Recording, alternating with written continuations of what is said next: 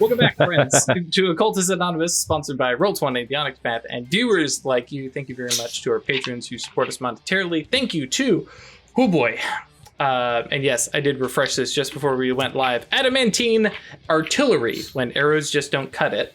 Adele, Al, Alexander, Amphalith, Bernie, Buck, Chris, Clara, Doc the Undead, Doggo Daloon, Emil, Funzo Suru Ali, George, Jack, James, Jenny, John Jacob, Jingleheimer Schmidt, John, Josh, Julian, Cat Feathers, Crazy Man 1772, Michael, Milo V3, Ms. Grumpy, Moku, Moral Liability, Mozart D. Minor, Noba, Nada McDragonton, Other Michael, Perry, Puppeteer, Rialfio, Ryan, Shane, Sheksara, Taryn, The Crafty Man Prowls, Thomas, Usuf Salma, Vortex, and Zoltan. Thank you all very much for your support and well-meaning harassment. Let's get the crafty man coming into the west. He's rolling around the town, you know. He getting a sledgehammer, eating the mine. He breaking rocks and things. Yeah. Griffin, you're welcome. You happened to mention it in the chat, and I was like, fine, hit refresh. We'll see what comes up. Heaven forbid anything happened where we had some of these people keep the same names 2 weeks in a row. If you too want to support us, that's patreon.com/occultistanonymous or staylucky.club. And if you want to hang out with us, we definitely appreciate that. That's www.yeetinto.space, and that's our Discord. Come hang out, because I know some of you probably start hearing me say bye-bye and bail on the end of the YouTube episode. So you may have missed that. Okay. Where were we? Everybody was back in town. Everything was settling down. That's right. End of an adventure. End of a little adventure, and absolutely no kind of repercussions. Everything's fine. Everything has been solved. These bandits are most definitely well reformed and are not going to seek revenge, more murder, or ritual sacrifice. Everything's fine. They promised to behave themselves. Right. It's fine. So, what matters is what happens to you. Right. So we pick up with the next day, which, I should go open Conca real quick here and remember what day it is. Because that is very handy to have. So it is the 25th of May. Of 1847. Almost said 1947, which would have been a whole other campaign, which we probably should do a 1940s campaign at some point. Maybe 1939, 38. Punch more Nazis. Righto. So that actually does make it a Monday. I was trying to remember everything there. But yes, we are now basically back to normal, more or less.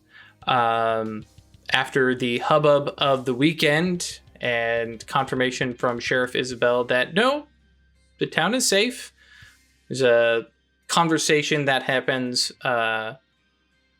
away from all of you, and you all find, as you guys get up, start your day, stuff like that, rub your eyes, big old yawn. Thank you. Well timed, Craig. Actually, the farmers do not see this, but I guess it would be Sheriff Isabel and Cloak who see that the sharpshooters are now not patrolling around town, but are leisurely lounging around in places around town, specifically the outskirts, finding a nice, shaded, spot next to a building, sitting on the horse, couple guys just going out for a ride to get the horses, stretch their legs, whatever.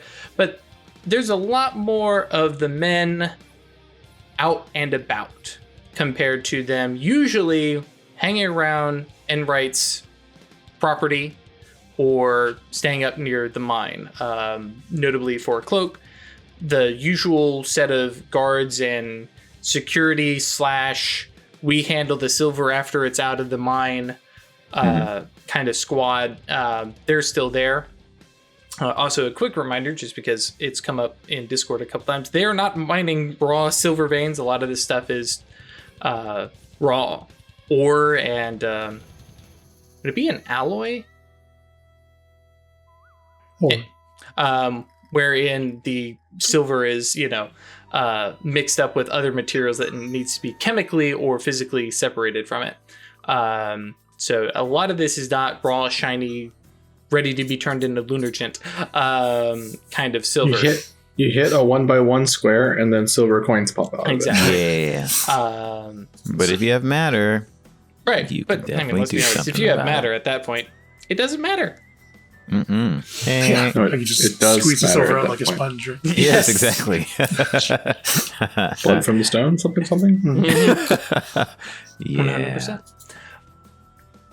But so that's kind of thrown some folks off because this is not like martial law or a military presence in town. There's not enough of them, and all of them are on fairly decent terms with the majority of the people in town. But it is weird, just out of the ordinary. But for the most part, everybody kind of moves on with their day because it's Monday and there's stuff to do. And, Sunday was the Lord's Day, but this is back to making cash. Or in the case of Rilla, back in the school, which I know she makes mention to Theo, because I just remember that Rilla stays with Theo, that makes mention, probably early in the morning that, hey, I know you all had a bit of an adventure the other night, and I'd love to hear about it.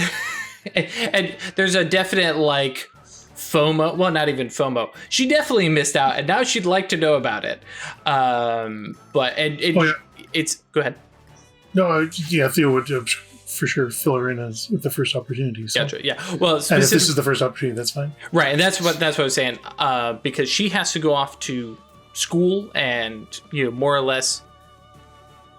Actually, I guess how much manual labor do you do on the farms these days? Because I know you had talked about hiring at least a couple of the miners to do some of the labor, but how much time does Catherine and Theo put into the physical labor, or is it a lot of we pay laborers to do stuff? Yeah, no, we're not sitting on the porch drinking mint juleps or anything. Right. It's a working farm. We're farm wives, so. We've got a couple of folks from the mine to help out. Mm-hmm. But yeah, it's a working farm, so we're working. Gotcha. And so, and very specifically, so a lot of the day-to-day tasks they're probably handling, and it's mostly hire some farm hands to come down when there's a lot of stuff, or probably the more heavy physical labor kind of stuff.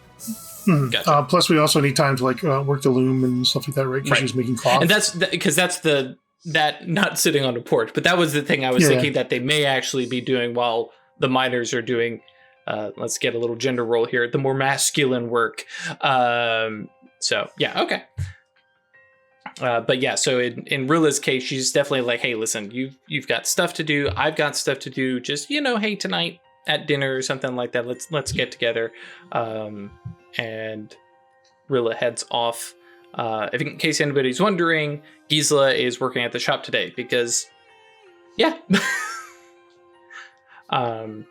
For Cloak, the mine is, working. Well, actually, Sunday off.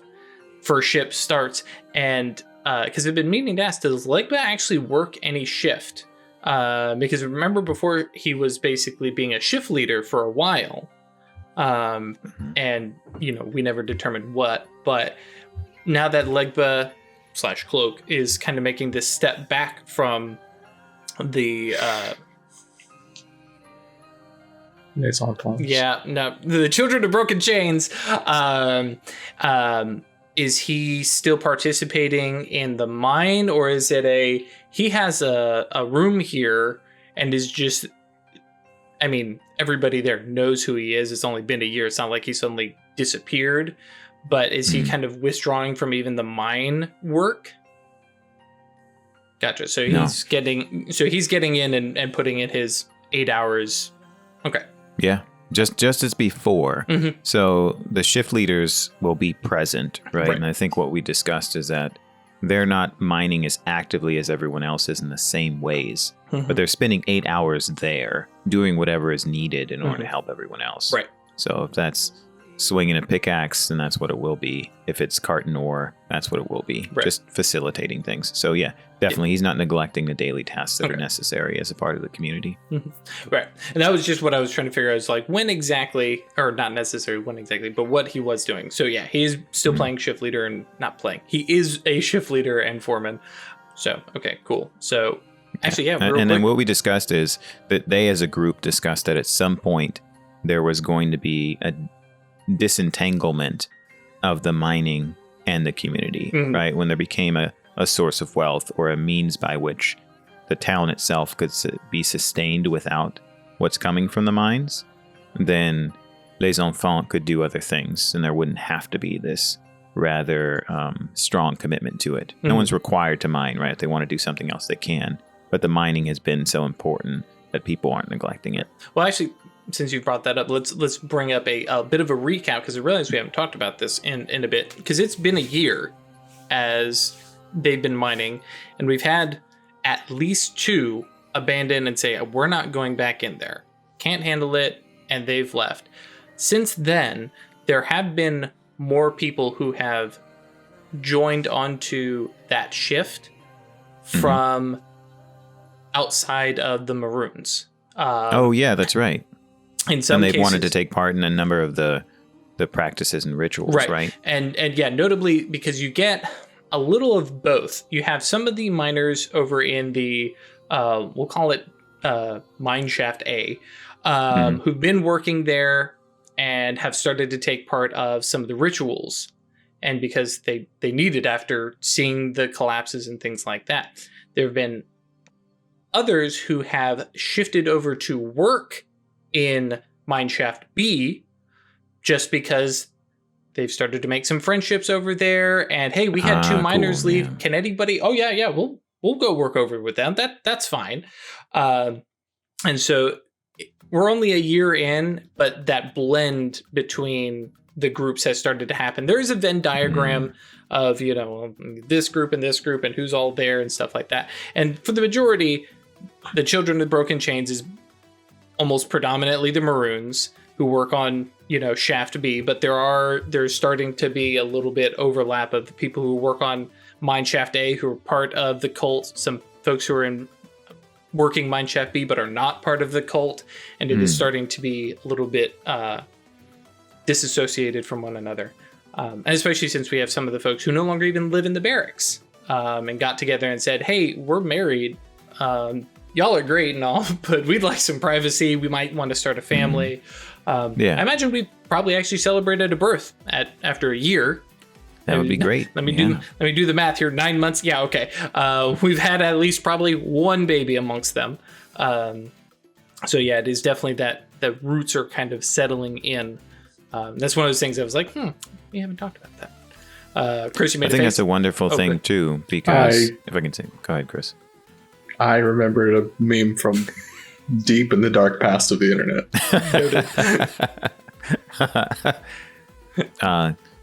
I think it's wonderful that they're leaving this tight-knit thing, or I should say wonderful. I think it's interesting because Maroon communities were a means to find salvation and safety in the face of a number of terrible things that were happening, right? Whether they were slaves, whether they were leaving subjugation, right? People went into the mountains in order to connect with each other and form a different community where they weren't subject to the same kinds of oppression and violence. And now that they're here, right, there's this exploration of Purgatory Bluff and finding out that, you know what, we can still stay connected. This is a safe place, that we should look for opportunities to spread out a little more. And at this point, I would imagine that none of the Maroons have left the connection, the community of the children, but it's starting to change as other people are joining. So, and so, that's what I was going to ask. So, does Legbo work the morning shift, or is that because that's the leadership position, similar to what Furnace has over in A, has that now been something that Sanite has taken over? I don't think so. I think it stayed the same, because I imagine those shifts were allocated based on preference. Mm-hmm. Because it was really egalitarian. Right, for them. Mm-hmm. That's true. Mm-hmm. Yeah. And, he really has always enjoyed leading morning meditations. So unless, I'll leave it up to you, unless that's something that's important to either of them, he would probably continue doing it. Yeah, I think that works. Cool. So yeah, that morning you're there, which kind of leaves Sheriff Isabel. I don't necessarily know what you do in the mornings. I think I'd go and talk to... Oh god, I've forgotten his name. Give me anything. Antonio? Jules? No, the shop owner? Anastasio. Anastasio. Not Antonio. I got the right letter, though. I'll give you that. General ballpark. Yep. Try and find him for just a quiet little... How are we feeling about this city, or the town being patrolled? Gotcha. Well, not necessarily gossip mongering, but more just feeling the pulse of the people. Yeah, really, yeah. Okay. Yeah, very... Starting with him to see if, if Enright mentioned anything about it, or... Yeah. Very easy to find him. He, he lives above the shop. And if Gisela is working the shop that morning, then Anastasio has probably stepped in there and then is probably... Well, actually, you would know. You can hijack him and ambush him on the way out to the farms, because that's usually his now daily routine of if Gisela or Jules is working the shop, then he... It's like, okay, well, I'm going to go visit family. I'm going to go sit around a farm, and Anastasio does not have any problem sitting on the porch watching a bunch of his nieces and nephews working. Absolutely no problem with that whatsoever. Not his farm. He doesn't feel bad about it. But yeah, so he goes out and, beats with family out there. So where you wish to, meet up with him to chat is kind of open to you. Yeah, all the way out to the farms is fine. Gotcha. Sort of catch him on the edge of town or whatever. Before the bridge. Because, if you catch him after the bridge, now it looks like you were chasing him. But beforehand, this is just happenstance. Exactly. Yeah. So he pulls up and he gives you... it's a mock salute, but it's not to mock you, right? Sheriff, and his really bad, imitation of, an English, how are you doing? I'm doing all right. Hoping everything was calming down today after an eventful, weekend. We all know. Yeah. I don't want to hold you up. I know you're probably headed out to see family or whatever, but I was curious if Mr. Enright had said anything about having his boys sort of about town. And he's standing there. He's got the bright red, tin cup, steam coming off of it of coffee, and kind of looks around. Well, damn. Oh, you hadn't noticed. Points at the coffee and says, "Listen." It's understandable. Some people are early risers, and I'm just glad to be capable of walking this early in the morning. No, I hadn't really noticed. I saw one of the men, and you could see he was about to drop and be like, "Oh yeah, I'm totally on first name basis with this guy," and that's one of the men was out and about, and I had a little conversation with him, but no, I kind of missed every man. Are they all out? Seemingly. Oh. All right. I mean, I'm not particularly bothered by it. I just wondered if you had heard anything from Mr. Enright about planning to do that. No, he hadn't mentioned anything. It's a surprise me. yeah, I'm kind of like you. I don't mind it, but it is kind of odd, and it's not like them to come out and just hang around town, not when they've got that nice little bunkhouse up there. So, well, let me talk to a few other folks in town and kind of get a sort of a lay of the land, how everyone's feeling about it. Then maybe I'll go bring it up, Mr. Enright, if it's making folks nervous or whatever. Yeah, I can understand that, especially have a weekend. Everybody's worried about guns. Now there's guns all around town. Okay. Well, have a good morning. He heads out. Notably, especially since you're out there towards the farms, you can look out and confirm for yourself that, none of Enright's guys are out towards the farms or anything like that. Everything's in town.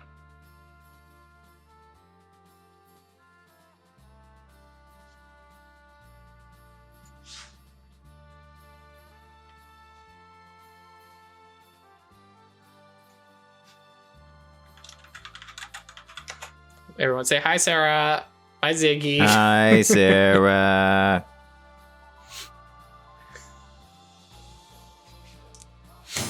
So you're saying you can kind of look out and confirm? There's none of Enright's men out towards the farms or anything like that. Okay. They're definitely all within town.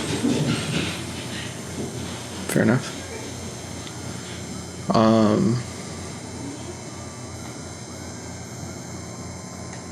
Yeah, I guess go talk to Madame Bear. Sure. Kind of the other figurehead of town. And we haven't talked about it all too much, but just to give you an additional person, obviously heading to Madame Bear makes sense. A, out of character, and also very much in character. But there's also, because we haven't had reason to talk about him all too much, so we've made mention of it. Oh my gosh. Oh, the priest. The priest? Well, actually, believe it or not, both priests who are still currently nameless, now that I think about it, have very much siloed themselves away, but it's actually Grigori, who's the barber. He's notably because he is probably short of Eggrock, the people may not know it, is probably the most traveled person, beating out even Gisla's family in terms of total distance travel, because he'd been all over Europe, throughout the US until coming here. And so he's definitely got that worldly experience. He's 55. So he's got that, like, been around, seen a lot, done a lot, seen diseases and stuff like that. He's a very practical kind of guy, and compared to Madame Bear, who can be not necessarily flighty, but can be a little bit well, actually her and Anastasio can be very energetic and stuff like that. Grigori is the, like, listen, been through this, seen this, let's everybody just be kind of calm and cool and collected. That's kind of my bad because I haven't been bringing him up, but that's fair. So yeah, heading in to meet Madame Bear, who she is holding court in the tavern because it's what she does, and is helping clean stuff up, and notably probably saw it when you woke up this morning, but is bringing in a piano. Ooh. It's an upright piano, but yeah, it's pretty, and she is fussing over it like a new baby, and it's being set up, and tables are being rearranged, and she's staring at one table. So that's the beat-up table that's always kind of been in the corner, and she's looking at it, and she's flanked by a couple of the guys who work in the back. There are nameless, brewery crew. Yeah, firewood. She pronounces it on the table, and they're like, all right. Start to hustle it out with the chairs because they got to make space for the piano.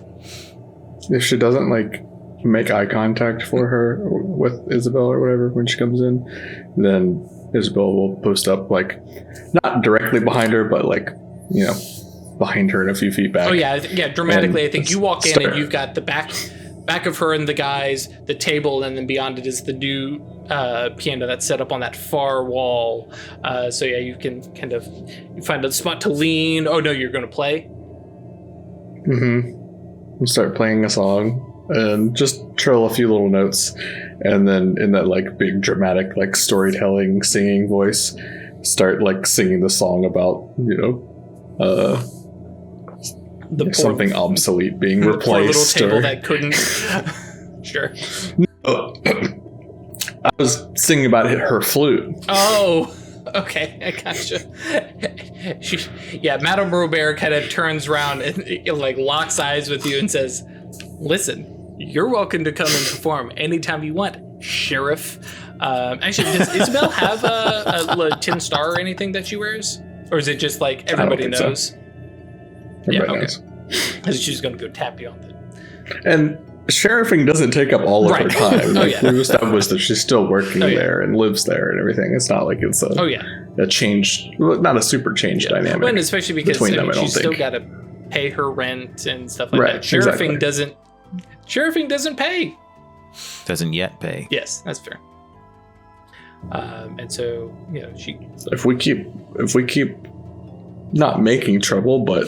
Trouble keeps finding, yeah. You know, addressing trouble, then, you know, that's just job scary.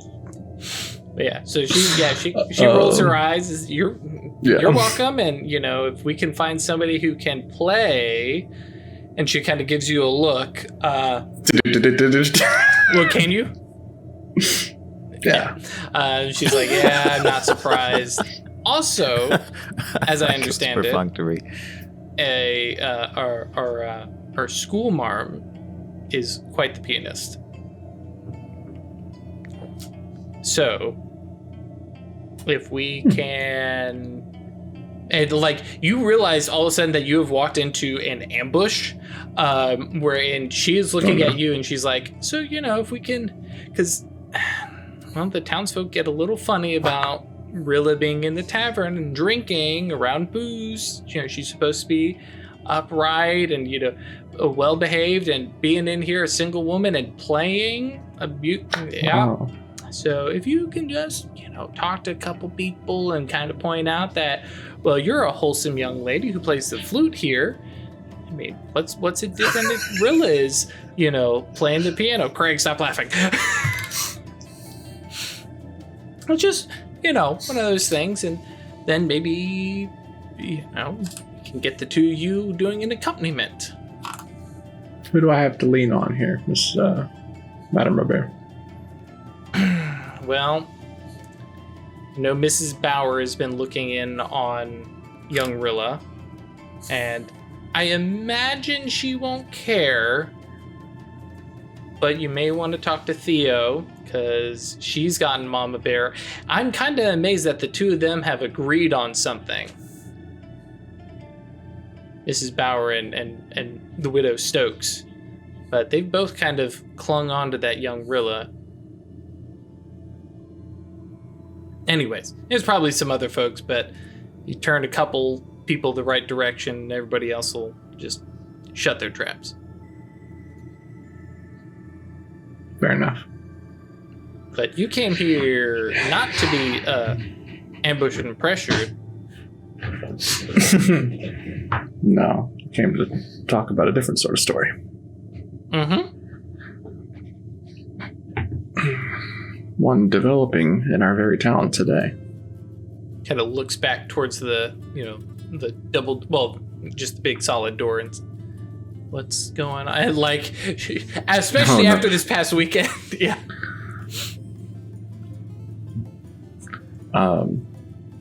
Anastasio and I were noticing that Mr. Enright's men are all about town today with iron on their hips. Oh, that's not... Mr. Enright said everything was fine. You said everything was fine. It is. So I'm just kind of they walk asking around a little bit, seeing how people feel about it. Are they walking around But as I've a got little posse?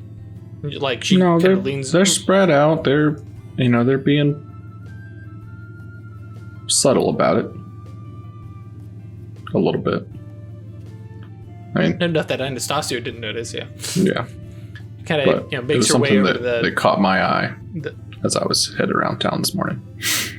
foggy, kind of foggy-ish, windows, and kind of looks out, squints through, and there's a couple of them out there. Huh. What is I that don't man necessarily doing?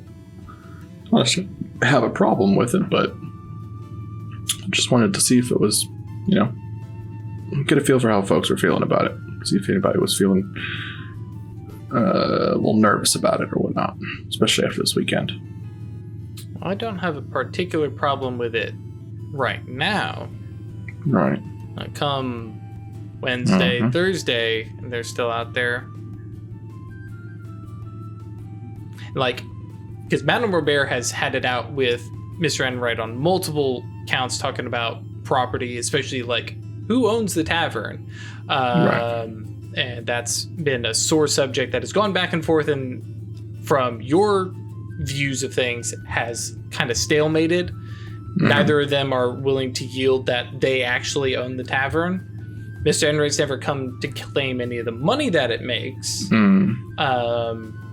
because that would probably be the thing that really sets things off. But Yeah, no shit. yeah, so it's definitely one of those sore spots. And yeah, so she makes a comment of, "What is that man up to?"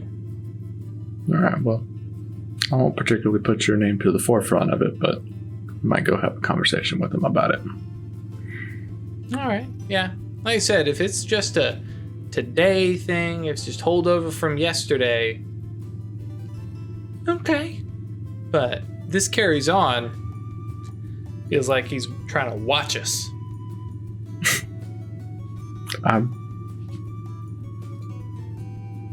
I'm sure it's not meant in a anything but a protective manner. Better be. You can definitely tell. She's like, now that has been brought forward to her, And she doesn't quite say it all the way out loud, but she's like, especially, or at least if it's Warner that's done this.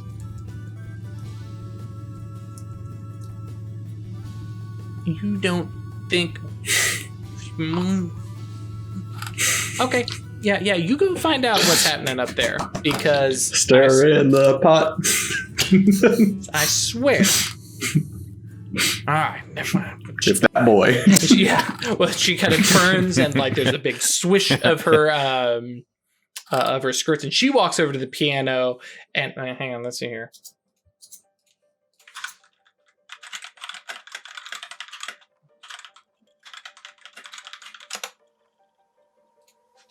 I gotta see. I'm sure it's way wrong, but huh? Yeah, okay, 1909. She was gonna start playing some Fan of the Opera, but way off. I mean, but yeah, she starts playing some what's the? Is it Beethoven's Fifth? Mm-hmm. Dun dun dun dun. Yep. Yeah, that's probably fine. Yeah, and she's not great, but she's passable. You can get those notes at least, right? Yeah, 1808. Yeah, because we're really concerned about our historical accuracy around here. Only when it's a pop culture reference. Everything else, we don't care. That's right. And then I guess find out what the barber feels about it. Okay. Grigori. Though he's definitely one of those guys who it's Matveev, Mr. Matveev, Where is he from? Slovakia. Yeah. And he speaks 4 different languages. So yeah, he probably before Mortimer showed up, he was the smart guy in town. But yeah, he's sitting out, and because people are weird, nobody really likes talking to him, hanging around him. People are weird about surgeons because they do weird stuff and they know things about bodies and can be a little irritating. And other than the few people who come in to get a shave, not all that interested in talking with him. It's because the pie shop hasn't opened yet. Right. But yeah, he tends to sit out on his porch and just watch people go, and he's usually either whittling some very, very intricate woodworking stuff, which he does sell, and that's a lot of the knife work and stuff like that, or is sitting out smoking a pipe, and is occasionally talking with his son-in-law Tobias, who's the young man, air quotes, he's 33, who's learning to be or is an assistant to his work. But usually he and his wife are off doing their own stuff. She's a seamstress. Anyways, all this stuff is in Conca. But yeah, so, out tonight or today, he's just sitting whittling away on, long, 6-foot length of wood, and looks like a walking stick. And so he's whittling away on that, real careful details, and as you kind of arrive, looks up at you, gives you a nod, and turns his head back down to his work. Mind if I bend your ear there, sir? Looks over to the chair next to him, just kind of thumbs over towards it. Sure, for now. She'll take the graciously offered seat. You're a observant sort, yeah? It helps in my line of work. Anything you noticed about town today? Well, kind of stops, kind of sits up and says, you had a talk with Anastasio, and then you just were in with Mortimer. Anastasio was chatting with, I cannot remember the name of the guy. It is the long-running flirt between Anastasio and, those two had a quiet conversation around their house, and let's see, what else have I seen? And of course, all of Enright's men down in town again. Yeah.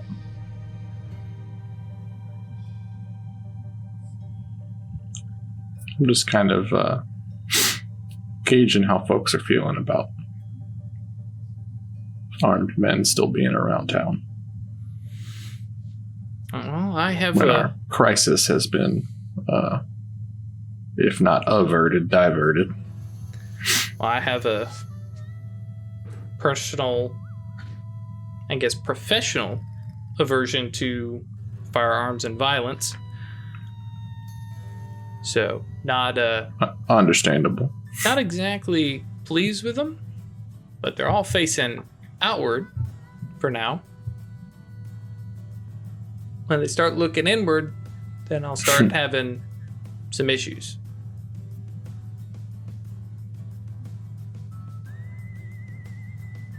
You feeling nervous, Sheriff?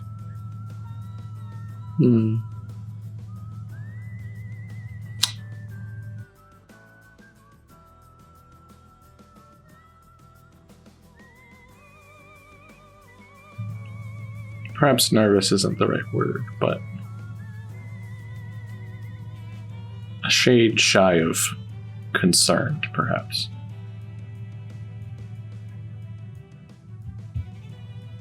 Now, you ask me my experience.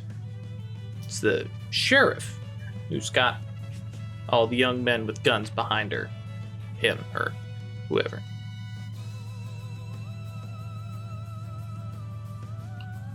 Exactly my concern. So I take it Mr. Enright didn't have a conversation with you about his men coming into town and doing your job for you? Not so much. But it's not the... I'm not considering it a slight to me. I'm really just trying to see how the town feels about it. Kind of leans back a little bit, thinks over that, and nods to you and says, so if the town's okay with it, then you'll be more okay with it? Absolutely. That's downright egalitarian of you.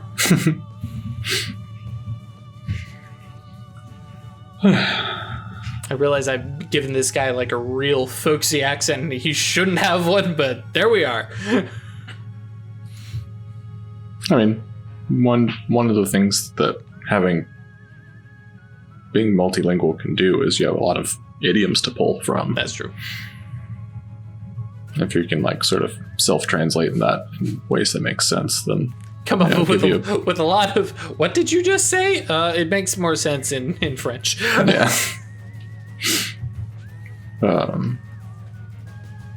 Whereas Isabel speaks, Spanish and kind of decent English. Yeah.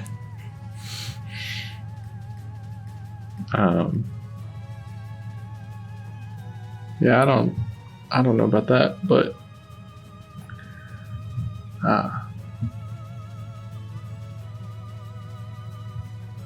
I would say the town has done growing, and for the most part, it has been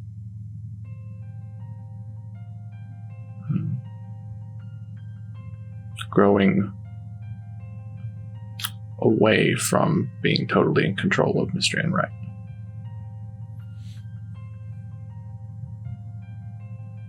Kind of rocks in the chair a little bit and nods and says, yeah, it's about right. And while Warner's in charge, I think that's fine. Mm-hmm. I've had limited conversations. Whoops. Because I am blanking on his name. Ike.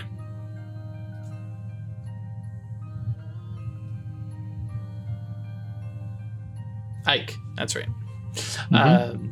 Yeah, I've had limited interactions with Ike. Seems that he doesn't ever come down for a shave and for some reason doesn't like talking to me. Fair. There's a lot of folks like that. And like there's a little nod of deference to the fact that you are sitting here and having a conversation with him. But I will be very interested to see what happens if Ike finds himself in a position of authority. Power. Authority. Ownership. A little bit of that. I'm hoping he rises to the occasion and grows up a little bit. I'm curious how much of this is his behavior is because his dad doesn't trust him with much. How much is just him being a spoiled brat.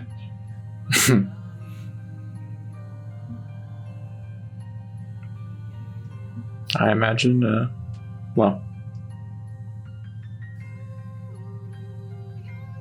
hopefully that's a ways off. We wouldn't want to wish ill on our fine patron of the town. Patron, I like that one. All right, well, maybe I'll ride up there and see what folks in the big house are thinking. All right. Have yourself a good Monday. Thanks, sir. Goes back to whittling away. We could jump to somebody else. Yep. Because I was going to bring up down at the farm. Is there anything that Theo's been up to besides, probably doing a bit at the loom and checking stuff out? And let's be honest, at the end of the day, there's not a lot of big things that have to happen every day on the farm. You got your chores, and once those are done... No, just working hard. Theo is often away for periods of time. There's all kinds of unexplained bullshit, so when she's on duty, she's like throws herself into it. Gotcha. To Catches try up and make on up for... And she's got a mind that she's going to be taking a trip in the near future, so she's trying to bank some goodwill. Get them brownie points now while you can. That's right. Cool.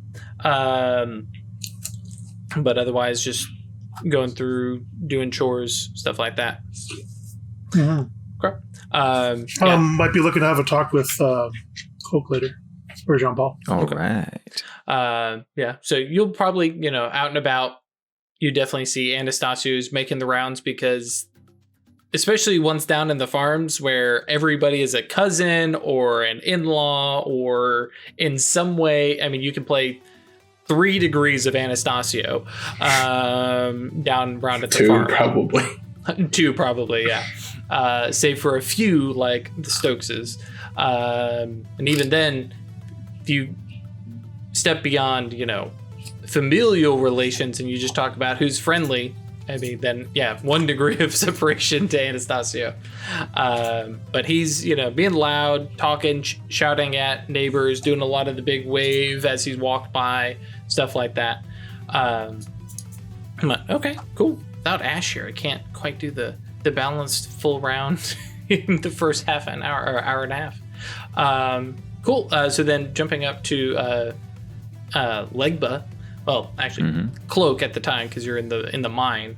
But normal day in, day out kind of stuff. But there is a moment that not a moment. There's an area of time wherein, one of the tunnels, one of them has to be shut down.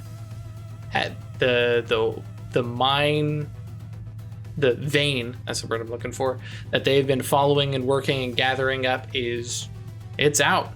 There's a few more exploratory digs and stuff like that to try and clear out more space to see if they find more, but the vein that they were on is kaput. And so, you have a conversation with basically the team that was working there and have to reassign them elsewhere. Okay, that's good to know. But it's a good reminder. We need to get on this. that is definitely the Cloak. little clock. Yeah, Cloak puts a mental pin on that. And there are a few ways that he thinks that we should explore how to solve it. Or what to do. Shouldn't say solve as though it's necessarily a problem. Just what choice we're going to make in response to it. And of course, Cloak's goals for the day are to get to know the prisoners that we liberated, and then start searching for their homes in the Temenos. Cool. That'll be after your... Well, actually, that's true, because if your shift started right about dawn... Yeah, starts at like 5 or 6 after the meditations. Yeah, so that puts it... Yeah, so a little bit after noon would be when yours ends, because 5 to 7. Yeah, it ends about 1 or 2. Gotcha. Okay. So we'll actually jump over to that real quick and pick up with conversation with Ike. Maybe after the break. Or Warner and Ike probably. But yeah, the men or rescuees, I guess. Yeah, okay. Had to find them. Have been basically bunked up in the other mines barracks, because Madame Bear is a generous and caring woman. Except when she's not. Except when they're talking about, well, you got a couple rooms up there. Yes, I do, for paying men. If some of them were wounded and needed a place to recover, then maybe it's different. But they're a little travel weary, hungry, and tired. Nah. So they've been over in the other mine. Not the other mine, but the other barracks. So if you want to pick up basically after lunch, going and meeting up with them, they're over there playing cards with some of the other miners, sitting around swapping stories. For today and a little bit of yesterday, they're the not necessarily celebrities, because nobody's in awe of them, but they're the talk of the thing. town. Right, exactly. And especially among the miners, they're kind of curious what's going on. And while the 5 guys who are not actually part of the infantry aspect of the U.S. Army, they were part of the Army, so they've seen action, they've seen battles, and to hear them tell it, if it wasn't for them on the supply lines, whole battles would have been lost, which functionally accurate. But the way they play it up, of course, they were constantly fighting off raids and things like that. But yeah, so when you walk in, that's kind of what you see. Okay. I guess if you find them someplace else, you can do that too. I'm okay talking to them while they're playing cards. Cloak is not in the guise of Legbo, so he's going to approach this as bluntly as he's inclined. Sure. So he walks into the barracks where they're all playing cards. Is there a chair nearby? Are they sitting around a table? I imagine, it's pretty packed, because that's the game that's going on, and I imagine it's multiple people sitting on. Well, I guess they probably have some space that they've kind of pushed away as long as they've been there. Yeah, and actually, I guess that's a good comparison compared to the bunkhouse that you all built, which is probably fairly utilitarian and has a couple bedrooms for basically the 3 of you as leadership. These guys don't have leadership rooms anymore. Furnace, Marina, and oh my gosh, it's not Tobias. I was just Tahoma. Tahoma, thank you. Mm-hmm. Yes, all now have small cottages, little 1-room cottages, but that are near the mines. So they have their own places, separate away from the men. Which it was originally brought up, and I was like, well, Marina needs a place, and that it's like, well, let's give it for all the. And so they do not own the cottages; those are just the shift leader cottages. So yeah, I guess they probably have turned some of the spaces that were in there into, little rec room, for lack of a better term, especially because there are miners who are there who are probably trying to sleep because, hey guys, I have the evening shift. Or the late night shift. So yeah, actually, I guess that makes sense. There's probably a real rudimentary college dorm furniture kind of setup where it's a big slab of wood or, a piece of a pallet that's been kind of, put together into a table, and they're playing with actually probably the deck of cards, and the chairs that they're sitting on are probably the only real pieces of quality furniture in this room.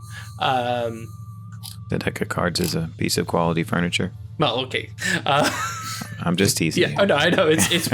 I mean, last week, what did we get onto? Looming pits or looming wells? Yeah. But yeah, the well cared for stuff, but the table surface is old and worn. Actually, probably somebody should let them know that Madame Robert is getting rid of a table. Now that I think about it.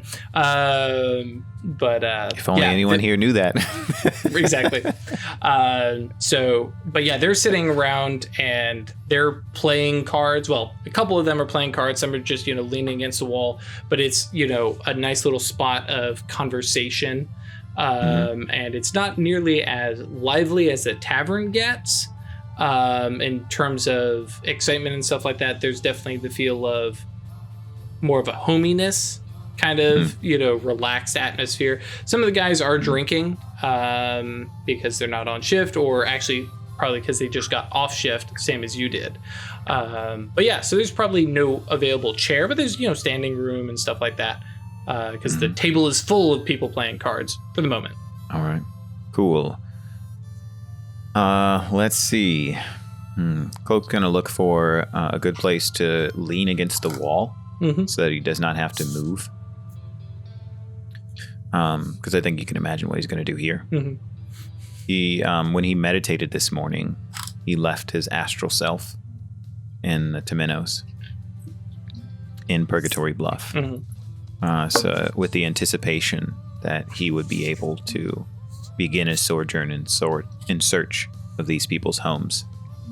Sure. So, but he hasn't done anything at that point. There's just been, quiet contemplation of his astral self while he's had to do a lot of physical tasks and therefore hasn't been able to move his body from where he initially left it. So before he resumes doing stuff in the astral, he takes up a position where he's not going to have to move very much and he can just continue to engage in a mental or social activity, right? And so he walks to a place in the wall and looks around at the game, and I imagine if people are greeting him and stuff like that. Yeah, because as you walk in, because there's various levels of respect that the miners here have. The people who have been here a year or more, who have seen the rescue, right? It's this is Ungun Cloak, and some of them kind of stumble over the word. But there's some definite respect of we know this guy, we like this guy saved people. The other folks who know, okay, he's a shift leader, and some stuff like that. So there's various levels, and then there's other folks who are like, he's a shift leader on the other side, or may not even recognize you. But yeah, various things of respect, and there's definitely some elbowing from some of the more veteran miners who are like, no, that's Ungun Cloak. It's not Cloak, it's Ungun Cloak. There's some correction there, and there's definitely some, I don't want to say racial hostility or tension, I guess is probably the right term, where people are like, hang on, he's a black guy. Think about the time. Right. Yes, exactly. I would be surprised if everyone in the mine was not racist. Right. Or sorry, not in the mine. In that room was not racist. Right. It would not make sense to me. Right. There's also even the positive reception probably has some exoticism to it. Oh yeah, you're right about that. So. Yep. He's one of the good ones. Right. That kind of thing. So yeah, okay, great. He'll accept those greetings, and he'll watch the game for a little bit. And then he'll clear his throat, and he'll say, "Gentlemen, I have to talk to you about something." The whole room, everybody kind of turns, because you've been quiet, I imagine, up until then, and they look there's. For now, your game is much less important than what I want to ask you about, so I need your full attention. There's some shift. Yeah, there are some expressions, and several of the card players kind of turn back to their game and hey, ante up. Immediately dismissing. There's a couple of folks who are like, okay, what is going on? But yeah, kind of divided situation. Cool. Are any of the people who don't pay attention one of the people who were rescued? I imagine most of the rescued people are at this point, like we said, the exoticism of who is this guy? So they're watching, but I imagine. And how many of them are there? 5 total who are rescued. I imagine one of them has already kind of tuned you out and is back into the game because he's up, right? Okay, sure. And then he says, "You 5 who were recently in bondage." And who were freed and brought here, can, if you wish, be returned to your homes on the morrow, swiftly without pain or incident. I said this to you last night, and you laughed in my face. You can laugh again now, but tomorrow you will see the truth. If this seems strange to you, I would ask you to invite the wisdom of those in here who treat me with the respect I deserve, those who've seen me aid others, those who know the truth of my words and my heart. In exchange for this help, I wish for something. I wish for your... And then Cloak learns, like, turns his head like he's going to say something a little less direct and blunt. He says, I wish for you to think fondly on where you are now. That you were once in hell, and that in order to leave it and return home, you had to pass through purgatory.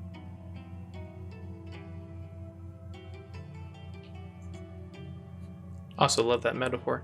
I think in order to like grab all 5 of their attention, probably an expression roll, because I don't think I don't think it's quite persuasion. And then that's what I was hoping for. I'm gonna put a negative on it. I'm trying to figure out, because it's a group of them, so I'd be like -2, but they're also being influenced by the rest of the room.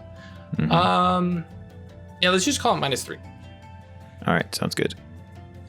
Presence. Expression. He's being inspiring here. Let's hope he succeeds. Spends a willpower. -3 gives him 7 dice. Let's see what else. Nope.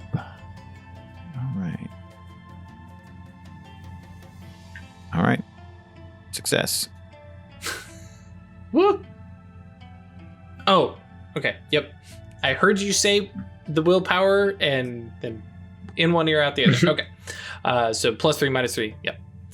Cool. So yeah, the 5 of them now are watching. Not necessarily that they believe you, but they're like, okay, what's this? And there's, especially after the explanation and the mention of, listen to the wisdom, there's a couple of the guys who leaned over and like, no, like Ungun Cloak knows voodoo.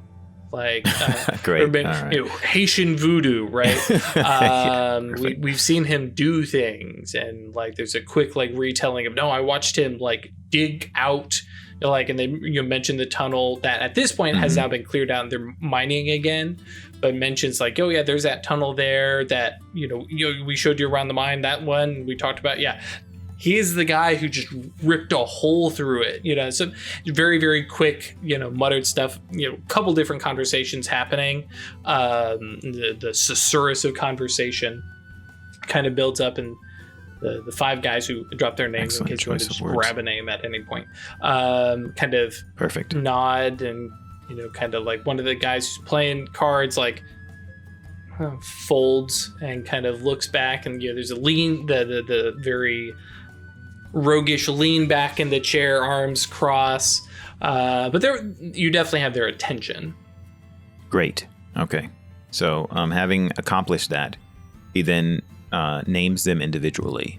Sure. And he says, he looks to them in turn, and he says, Samuel Dawson, Adam Morgan, Theo Evans, Marcos Sweeney, Francisco Morton.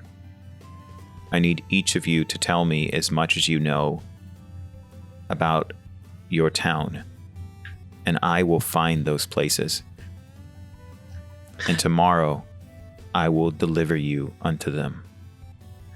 So yeah, there's some laugh, and because again, you brought this up before, and there's a couple elbowing, and both from a no respect him to, oh yeah, give this a try, but nonetheless, kind of prompting them. And so Francisco, kind of, hang on, had a moment, just realized I'm with Sure. San Francisco. Was that founded? I don't need their current time. Yeah, that's what I thought. Yeah, so Francisco says, yeah, I'm from out west, great city of San Francisco, out on the coast. You think you can get me back across godforsaken territory over the Rockies? Yeah, the Rocky Mountains tomorrow. Yes. Well, shit.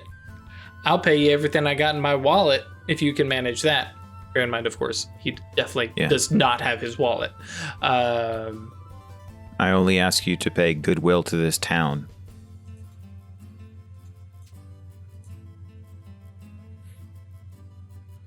If you can commit to that wholeheartedly, then our deal is struck. I'll be honest.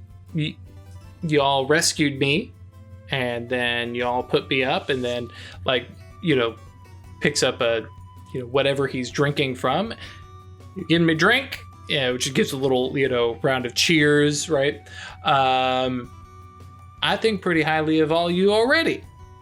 You get me home tomorrow, I'll need to start avoiding the U.S. Army, but at that point, I think Purgatory Bluff is the, saintliest place in the world. Great choice of words. They go around and kind of explain where they're from. Notably, Francisco Morton is the easiest to figure out. Well, okay, cool. Samuel is from New York City. All right. New York City. Exactly. Someone said it before me. Yep. Adam Morgan, Theo Evans, and Marcus Sweeney are definitely from Nowhereville towns, basically throughout the, I almost said Midwest, but we're literally in the Midwest. But out towards Appalachians, basically, Kentucky, Tennessee, and Virginia. I almost said West Virginia, but I was like, no, it's Virginia. It's a whole damn place currently. Fun fact, that song everybody loves is about Western Virginia, not the state West Virginia. Oh, okay. Fun. I put that. I was like, what song are we talking about? Yes. Okay, I'm with you. Country roads, take me home. Yeah. Quick, not the DMCA. Let's see if we can get somebody playing that in the background on a guitar. Right. All We're right. a couple years early for John Denver. Are they all in the same state or in different states? Oh yeah, they're different states. Yeah. Okay, cool. In different states. Yeah. Notably, Cool. Francisco is the only one from the West Coast. Everybody else is from the East Coast. Cool. And as chat pointed out, yes, his name is not actually Frisco Morton or Francisco Morton. He's just called that because he's from San Francisco, and he's kind of the okay. Right. And he is the oddball of the bunch because he's from the West Coast, and he left all that bullshit and the mining and all that to try and find something new, and got into the army. And yep. So he was a gold miner? Yeah. Actually, hang on. Well, the gold rush is in a year. Right. Right. Oh, no, it's still 1847. Right. No, it has passed a year. It's 1848. So No. the We are gold now rush is in a year. 1847 because we started 1846. Oh, we are. Okay. Okay, cool. Yeah. So the gold rush is in 2 years. Yep. But yeah, there's other mining that was definitely out there too. But yeah, he was definitely like laborer on a ship, something like that. And it was like, yeah, let me find something better where I don't have to break my back. And now he's sitting in a mining camp like, no, get me out of here. Yeah, that makes sense to me. Great. Okay. So we and should I assume that they have thereby given Cloak sufficient information that if he spends a considerable amount of time searching for first those nameless towns and then how to find New York City and San Francisco, which I assume will be easier, that he'll be able to locate them? Yes. Yeah. Because there's definitely bittersweet melancholy. Well, yeah, bittersweet, as they start talking about the towns that they grew up in and the people they left behind because they went and sought their fortune or, what have you. Signed up for the army because I cared about blah, blah, blah, blah, blah. And now they're like, yeah, I just want to go home. Especially now after the several weeks and or month of being held captive by bandits who were unbeknownst to them, and they still don't know, ritually sacrificing. Yeah. We don't know what was happening to them. Yeah. All right, cool. Great. So he'll spend some time talking to them, as he's soaking it in and preparing for a national sojourn, because then he's going to sequester himself for the rest of the day so that he can continue to have conversations with people, but he doesn't have to move from a place.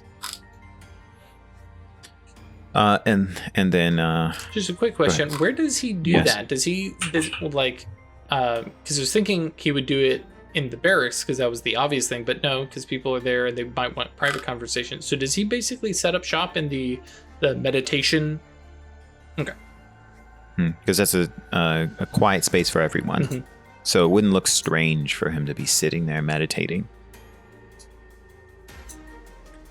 And it's also a place that people know to find him if they can't find him anywhere else. That's like a default spot where he hangs out. Then he'll thank them. Actually, I can do this in character.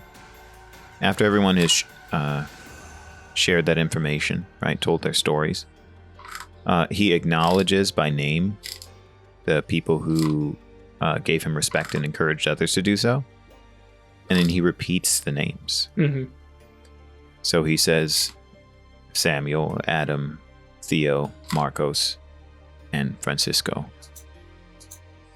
Meet me. Ooh, yeah. I'm trying to think real quick. This is out of character. I'm trying to think. Where's a good spot to do this? The crossroads, what would Cloak think of as a? That's what I was thinking. Perfect. Yeah. Because not to play your character, but this might be a thing where Cloak isn't even. Yeah. I'm not doing anything, but you go to the crossroads, and somebody will see you home. Legbo will see you home. Yeah. Yeah. Exactly. So, and that's perfect. Okay. So he says, meet me west of town. No, actually, why would he say a direction? There is a crossroads outside town where people can find help if they need it, if they are pure of heart. Meet me there tomorrow morning, and you will all go home. Or no, he doesn't say meet me there. He says, come there tomorrow at dawn, and you will all go home. Cool. I like it. Yeah. Cool. Great. There's some comments and some jokes about dawn. Really. Ugh. But of course he's they're sitting there with a bunch of other guys who are up at dawn anyways, or their shift starts at dawn, and one of them looks over at you and like big old grin. Don't worry, Cloak. We'll make sure they're up. We'll kick them out of bed for you. And it's definitely one of those like, well, I don't think this is going to happen, but any excuse to prank somebody and wake them up at dawn because we're up at dawn too, sure, we'll do it. And some of it is, there's a little maliciousness of this is going to fall on its face. But yeah, across the board, there's a whole bunch of minders who are like, yep, they'll be up. We'll get them out there. Excellent. There's social pressure for them to follow through on this, even if they don't believe that it's going to work out. Right. So it's great. Fantastic. Cool. So then, let's see. This is what Cloak does. He leaves their presence, and before he heads to the mine, he goes to find. He just very briefly goes to find Isabel, Theo, Gisela, and Rilla. And because otherwise it's going to cost him a bunch of mana to do this. and just to let them know that he's going to be in the mine for the rest of the day, meditating and trying to accomplish this. And if they want to come talk to him, he's open for it, just as they know he'll be able to. So, yep, I like that. Cool. Well, Theo would have a quick question when you stop by. Excellent. You know that journal? Yes. Can you make a physical copy of that? Extract it somehow? I could transcribe it from my mind. You couldn't just pull out a physical copy? Summon it? Pull it out. Oh. I could. I was thinking it's been on my mind a lot lately, and if I could read through it, I could plan out how long, or try to plan out how long it might take, and we might make some preparations and informed decisions about whether or not to follow it. That's a good idea. Actually, Maybe we true. could Was also Craig, borrow it from Mortimer again. Mm-hmm. Was Craig here when we discussed that? Where the journal was? Yeah, I think so. That we could have it physically if we wanted. He's the one that asked the question. Okay, yeah. Yeah, I think we decided that Rilla has it. Mm-hmm. Oh, Or they we could really have it. Yeah, I mean, and I don't care. At this point, it's been a year. It's been passed around. Whoever needs it can have it. Now, that said, it is much cooler to summon the Goche of the journal. Yeah, it is. But I could if you wish. We could also look at the physical. Would you prefer an incarnation of what's in my mind?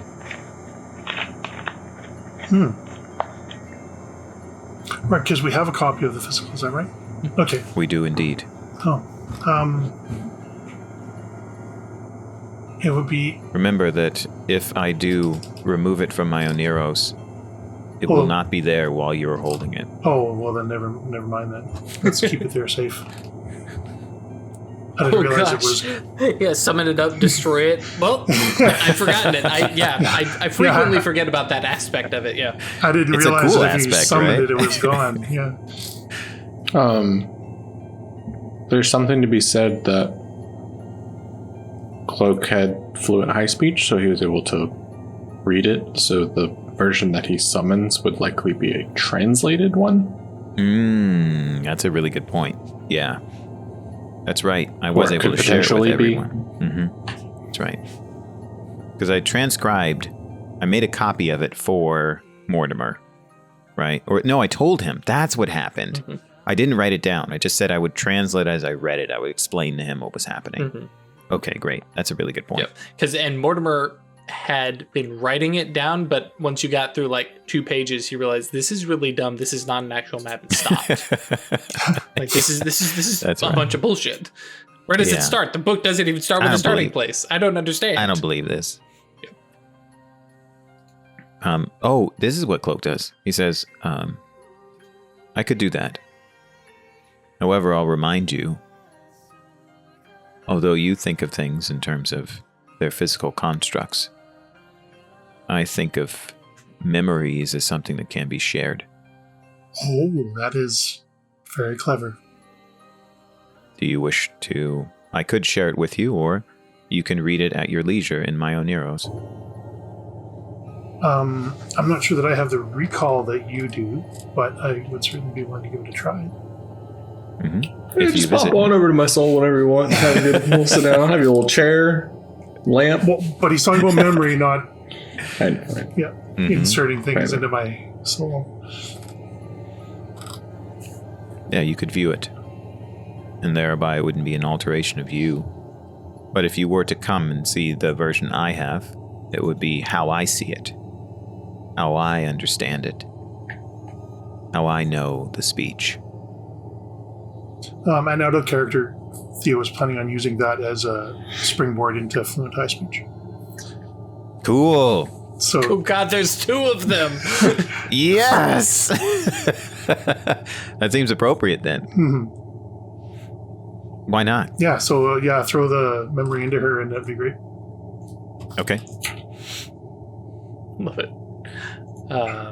Yeah, and I'm not worried about die rolls, especially since you guys have plenty and you're not in any kind of rush. So Cool. sharing the memory of the item, which, well, actually, yeah, depending on how you want to do it, because the weaving, creating a new memory, maybe? Is that 3? Transferring the property onto another subject was weaving, for sure. Yeah, it's 3 dots. Yeah, so, yeah, moving a memory, or in this case, copying a memory over. Yeah, read the depths, basically. And so literally just tack in a memory of, yeah, that time that you read the book. Cool.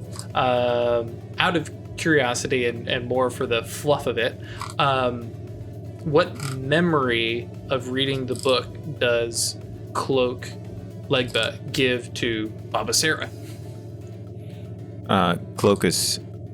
Ooh, yeah, this is a good opportunity for Cloak to share with Theo or with Baba Sarah, right? How he's experiencing magic. And he's going to try and imply something through this based on the conversation they just had about Salazar and everything. So the memory he shares is the elation and also the overwhelming sense of responsibility. That this is what it is. Now that he can read the speech, this is the truth. And I need to be very careful with how I approach this. So when he crystallized, when we finally understood what the language of the universe is in his mind, he's like, oh wow, okay, this is what it's about. Everything is written in this. And if I can understand this language, it means there's a lot I can do that I wasn't able to do before, and therefore I need to be very careful with how I exercise my will.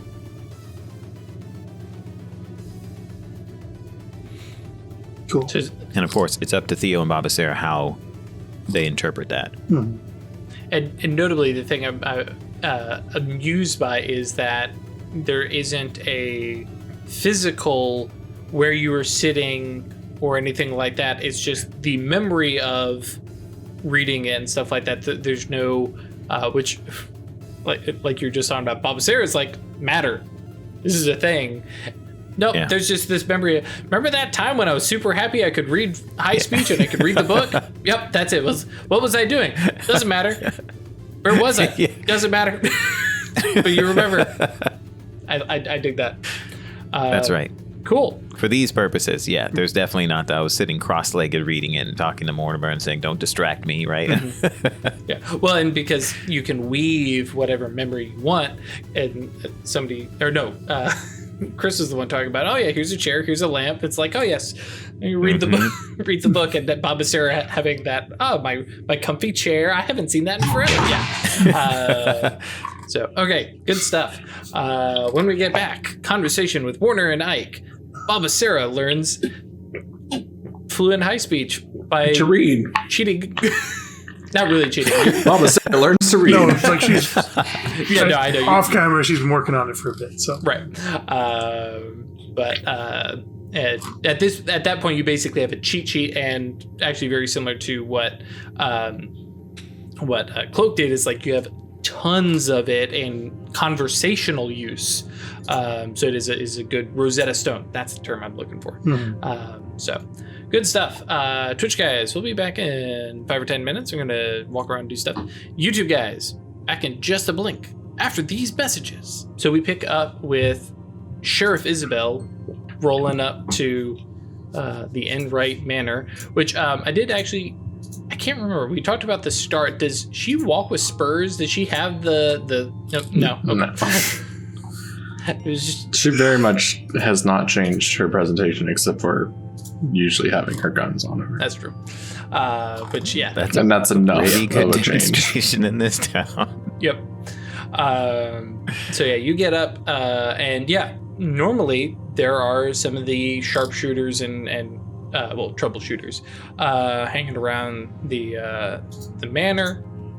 There's folks over at the stables, and basically, other than the actual cowboys who are taking care of cattle and things. Actually, in May they probably aren't even here. They're probably at that point out actually with the cattle on the property, territory, whatever. So yeah, you have a kind of ghost town moment getting up to, the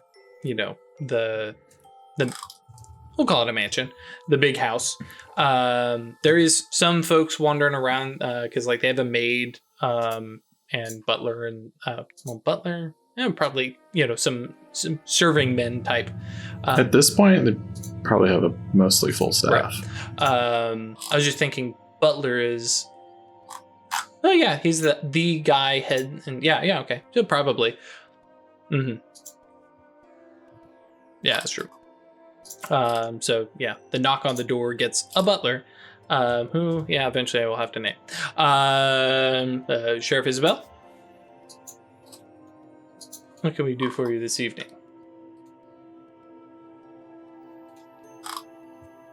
As I understand it, anytime you come to call, he is available. Follow me. And kind of leads the way back through into the house and up the stairs. Smell of food probably starting. A general kind of quiet atmosphere compared to guys sitting around on the sofas on the bottom floor and stuff like that. And leads you upstairs and like at the landing just holds up a hand at a moment and makes his way down to the mess. And throwing way back, it's just a 2-story, right? Yeah. And makes his way back to the not to the study but to the master bedroom, and kind of does a soft knock and kind of leans in. And there's some very hushed whispers, words, and stuff like that. And you hear your name kind of pass through and a nod. And he shuts the door and then motions you towards the study and says, Mr. Enright will be with you momentarily.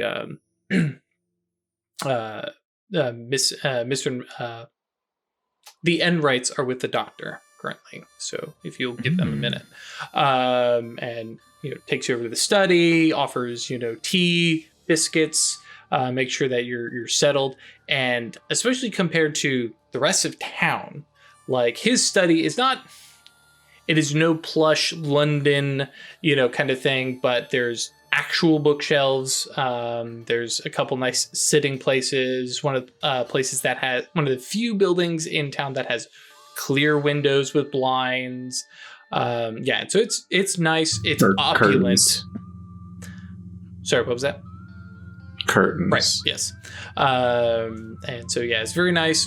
Kind of he goes about, opens the place up, opens the curtains, things like that. Brings you tea. Welcome to bring it. I don't know that she's into it. Well, yeah, and that's because that's the question he asks if you need anything. Then heads over to have that made, and you can hear through the wall basically, and there's the adjoining door conversation, but it's definitely a quiet susurrus of sound. I love that word. And it doesn't, nothing that you can make out clearly, no raised voices or anything.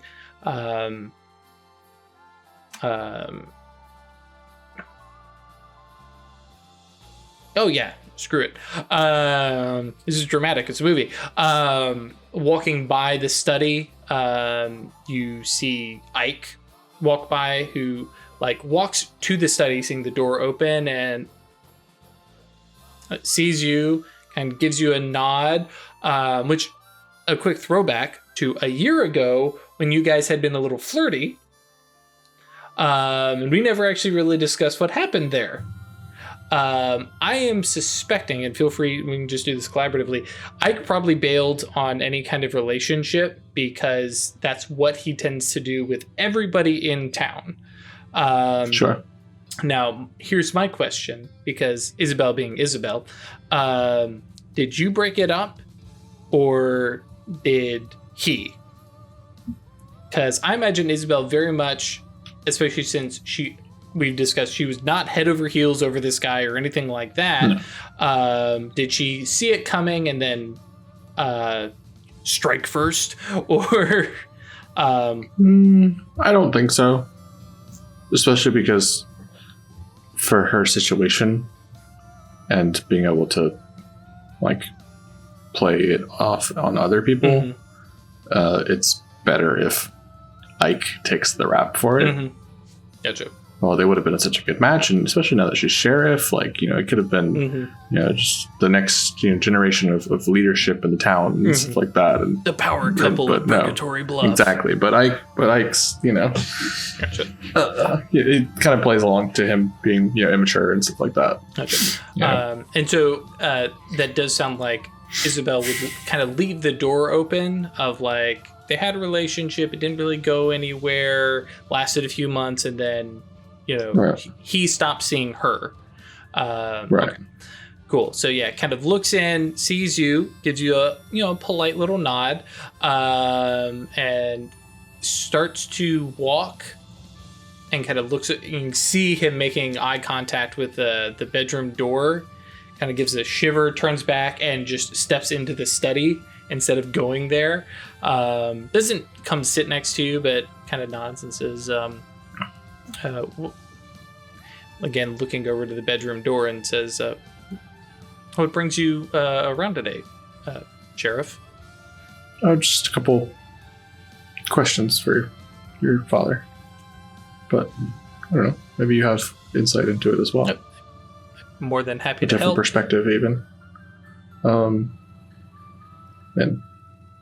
I'm just happy to wait, but fill the time with it.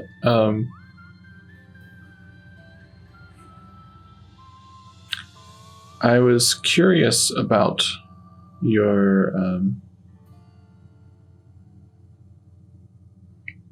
men about town today. Mm-hmm. And I was hoping to get some insight into possibly the train of thought behind continuing to have sort of armed men about town. I kind of got the feeling that a few folks were, if not outright nervous, then at least had been noticing it. I kind of nods his head and says, Father and I had a conversation late last night after everything, and we came to the decision that while we absolutely believe and trust that you've cleared and made the town safe, having the men around town wouldn't hurt for one more day, just in case something surprising happens. Sure. Well, that's good to hear. I know, well, if it's just the one day, I'm sure that's fine. Yeah. I mean, if, hang on. If Sheldon comes back from his little reconnoiter and says that the bandits have moved on, then yeah, I don't see any reason to keep any of the men around town. They've got duties around here that they can do. Or lays around here. You can see, like, he's like, he definitely has mixed feelings about the men because on some days they literally don't do anything. And he doesn't exactly have the loyalty of them or whatever. Right.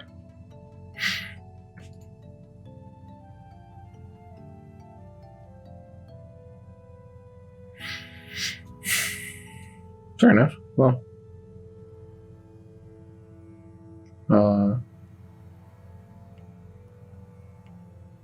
good to know.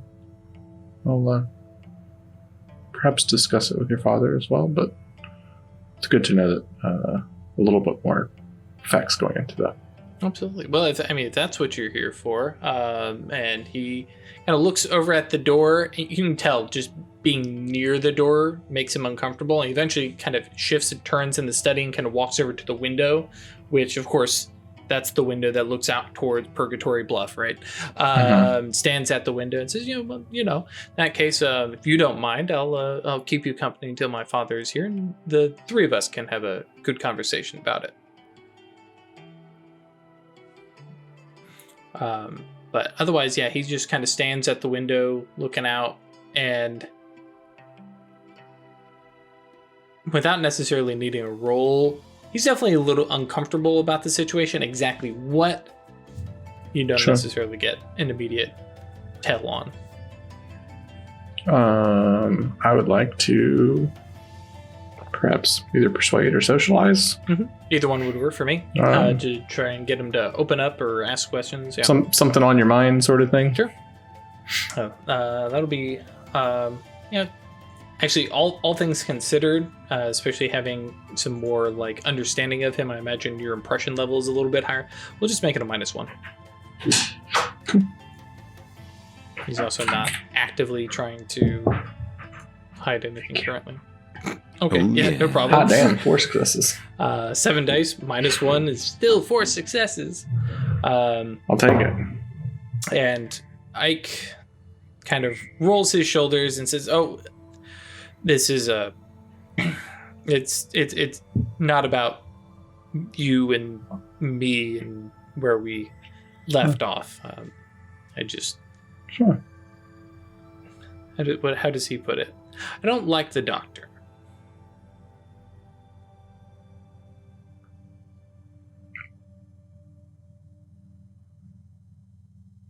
People often find them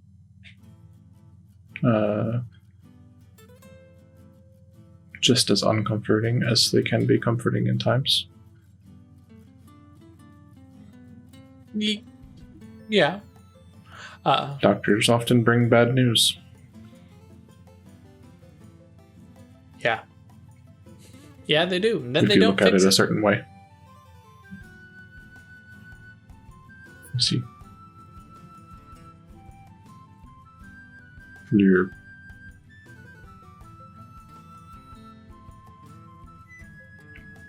She's like aware that she's about to like step in it if she says this, but your mother is getting worse then. Kind of looks away from the window, has a moment, and finally says, "She's not getting better. Been out here years. I'm sorry to hear the dry that. weather's supposed to help." And like you can see, he's wavering. There's a little waver in the back of the voice. So no, she's not getting worse. She's not getting better.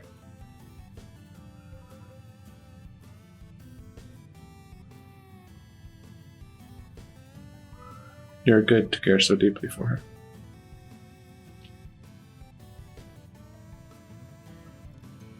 Oh, you only have one mom, you don't.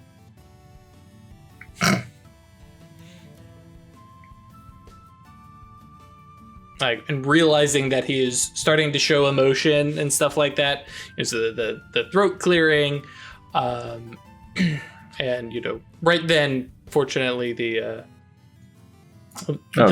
butler, right as he's putting himself together, right, yeah. the butler shows up and like, "Oh, yes," and Master Ike, did you need? Oh no, I'm good, thank you. And tea, little biscuit, it's very very British, right? Mm-hmm. Is served to you, and he, butler kind of nods and realizes that he was interrupting a conversation, kind of steps back and makes his way out, and you have about enough time to like try the tea, which is, hey, for being out on the frontier, this is pretty high. And that's when Warner kind of steps through the study, and it's a quick like step in, turn, shut door, and like we are sealing whatever's going on in there away. And turns around and Sheriff Isabel. She like stands up. I mean, would she need? May have already been standing. Fair enough. Well, and specifically, I was thinking in terms of etiquette, would she need to? But regardless, you do. So yeah. And or maybe maybe they were both over by the window. Sure. Talking. Like, I like this. Warner, Sheriff Isabel, nice of you to come by and visit. Is anything amiss? I miss... No. Actually, Ike's already mostly cleared up sort of my questions, but Ike, if you'd like Ike to... steps in and says, she had concerns about our men being in town. Right. Concern is strong there, Ike. You had questions about our men being in town. Warner nods and says, well, if the bandits have moved on, then I don't see any need for them, but Ike brought up a good idea that they may have looked as if to lead and then arrive in the middle of the night or something like that, which is also by implication like, oh, some of the guys have been like out there Right. like all through the night and so and Mm-hmm. keeping watch. Well, I'm thankful for the foresight.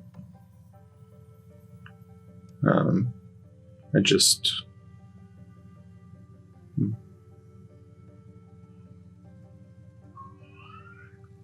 was gauging around town this morning whether the continued presence of firearms was making folks nervous or not. Like at that, Warner is like concern on his face and motions to the chair across from his desk, steps around and sits down and leans forward on the desk. Is people concerned about my men have been well behaved, haven't they? Of course. No, I mean, I think most folks haven't even noticed them. Okay, that's good. Very unobtrusive. They've got good spots, and they're all facing outwards. I like that, facing outward. Yeah.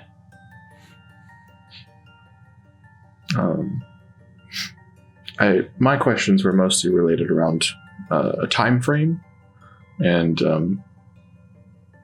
in the event that, God forbid, something like this were to happen again in the future, I would just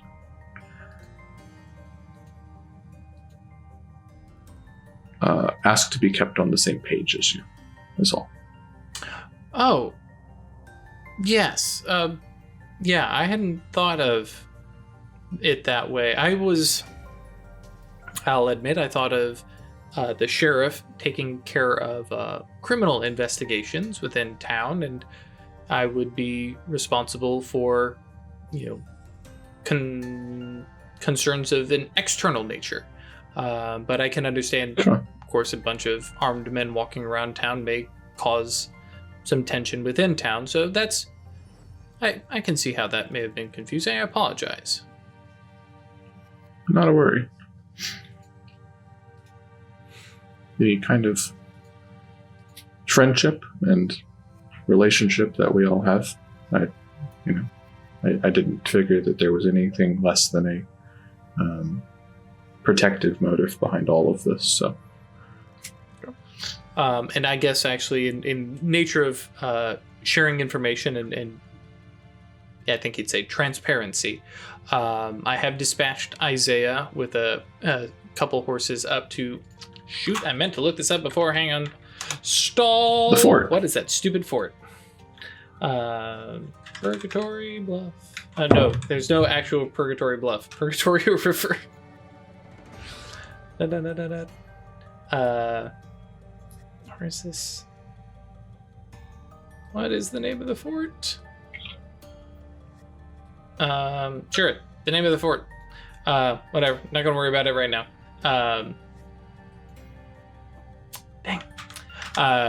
But sent them up to the fort to report the banditry and to let them know that there are some folks around who may be preying on less well-protected towns, more puffing up his chest and stuff like that. A wise idea. Well, we may have... He realizes, like, he doesn't know what has actually happened. Kind of leans back and says, you mentioned everything had been taken care of and they wouldn't bother us, but it just being the three of us, what did you see? How did... I mean, I know you went out with Ungun Cloak. Jean-Paul? Oh, no, actually, Jean-Paul, yeah, because Mortimer's the one who got permission to say otherwise. And did you have a...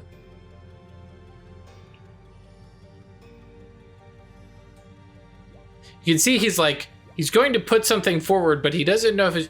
Did you have a shootout? A duel? No. Oh, okay. No violence was committed. Thankfully. As confident as I am in my own abilities and those of Jean-Paul, the two of us against a camp of, well, we'll just say more than two people, more than a handful of people, would have been a dire prospect. But we made it clear that we would not be easy prey.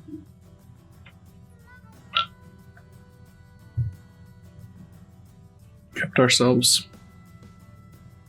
civil and certainly while admonishing them for their choices of professions, made certain that we were understood. Camp. That the town of Purgatory Bluff was not to be picked over easily. Kind of puffs his chest up. He's like, that's right. Yeah. Okay, well, that's like good. He had anything to do with this. Importantly, I made no mention of why it should be so well protected. That's good. That's good. That's smart thinking. Just a quiet little town. Nobody needs to bother with. Just sitting here on the Purgatory. Kind of, you can see him look out towards, through the wall, towards where the mines are. I would truly hate if we were on the map for anybody Of that nature. Mm-hmm. I do like being on the map so they know where to bring our supplies in and things like that. Sure. Fort Leon, by the way.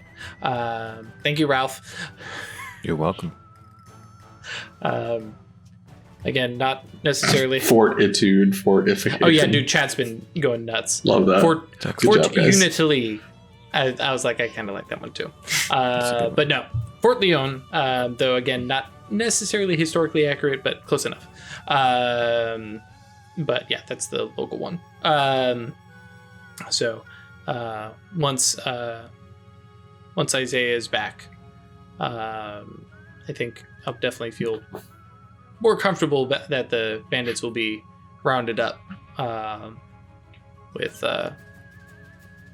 strength of the U.S. cavalry behind them. Mm-hmm. But I do apologize about that confusion again. But as I said, it wasn't even a concern. Just a couple questions. Good. Huh. And kind of looks from you to Ike, and like has this grin on his face, and I will let you to return to your conversations, and stands back up and proud papa, oh yeah, and it's like, but makes his way back into the bedroom. And Ike kind of looks at that door, looks down at you, and then says, bid you a good afternoon, Sheriff. Pretty much. And he's like, I'm out of here. It does, for a moment, actually, leave you unsupervised in Warner's study.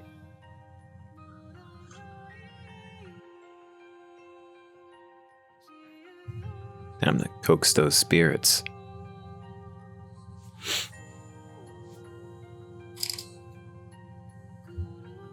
Yeah, what's the spiritual lay of the land here? Put on the Haps? goggles there. Yeah. Yeah. There is within the study itself, there is a definite. I can't remember. Can you see resonance with, or is that the spell? I think that's a spell. Probably as well.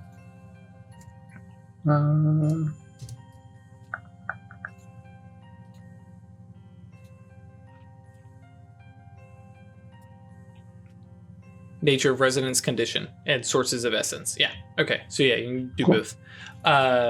With mage sight, that's right. So yeah, the resonance within the study itself is probably avarice.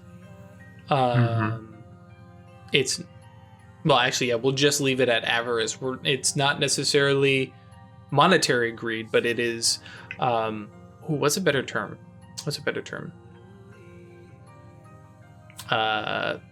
Selfishness is a better term. This is mine kind of vibes, because obviously you can get a couple different resonant kind of things there, but this is mine. Avarice, jealousy would also possibly apply. Nobody's going to take this from me kind of vibes. Actual spirits, everything in here is kind of motes. There is actually, I think there is a rank 1 greed spirit that is just kind of sitting here, kind of basking, kind of watching the conversation. Doesn't know that you can see it because you haven't spent the point of mana. Right. Actually, considering you're not here as Petrichor. So yeah. So just lingering, watching the conversation and making sure nobody's messing with his setup here. Obviously, motes of fire in a fireplace and books and things of that nature.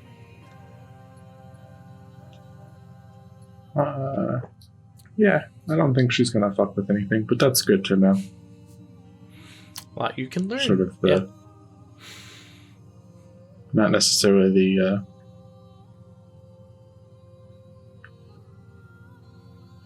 I mean, it's not that much of a revelation, I don't think.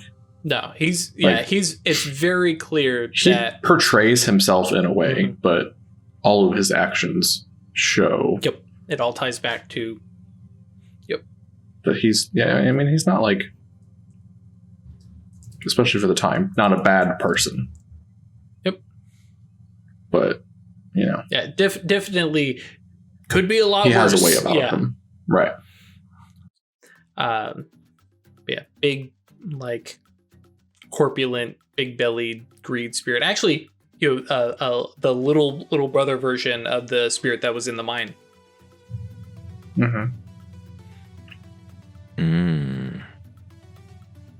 I like that. But without the sort of additional mind resonance. Right. Head out. Yep.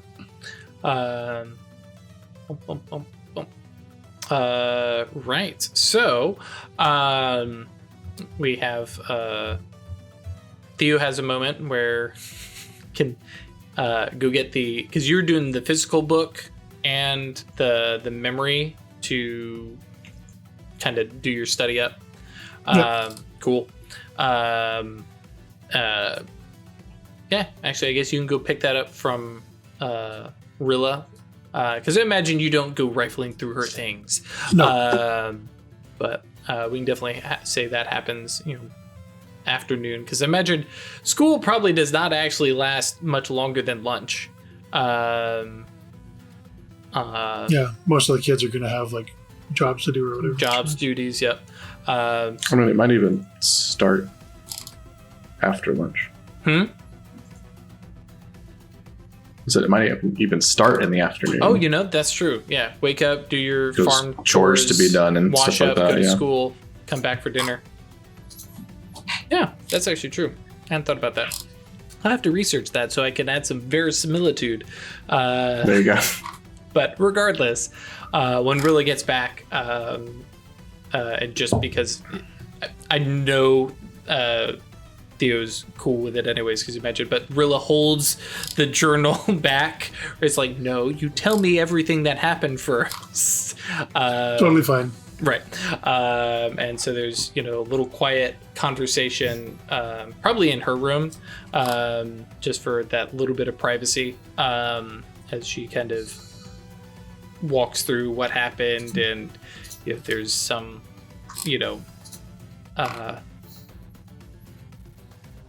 Isabel would be proud of the storytelling side of things, and really oohs and ahs appropriately.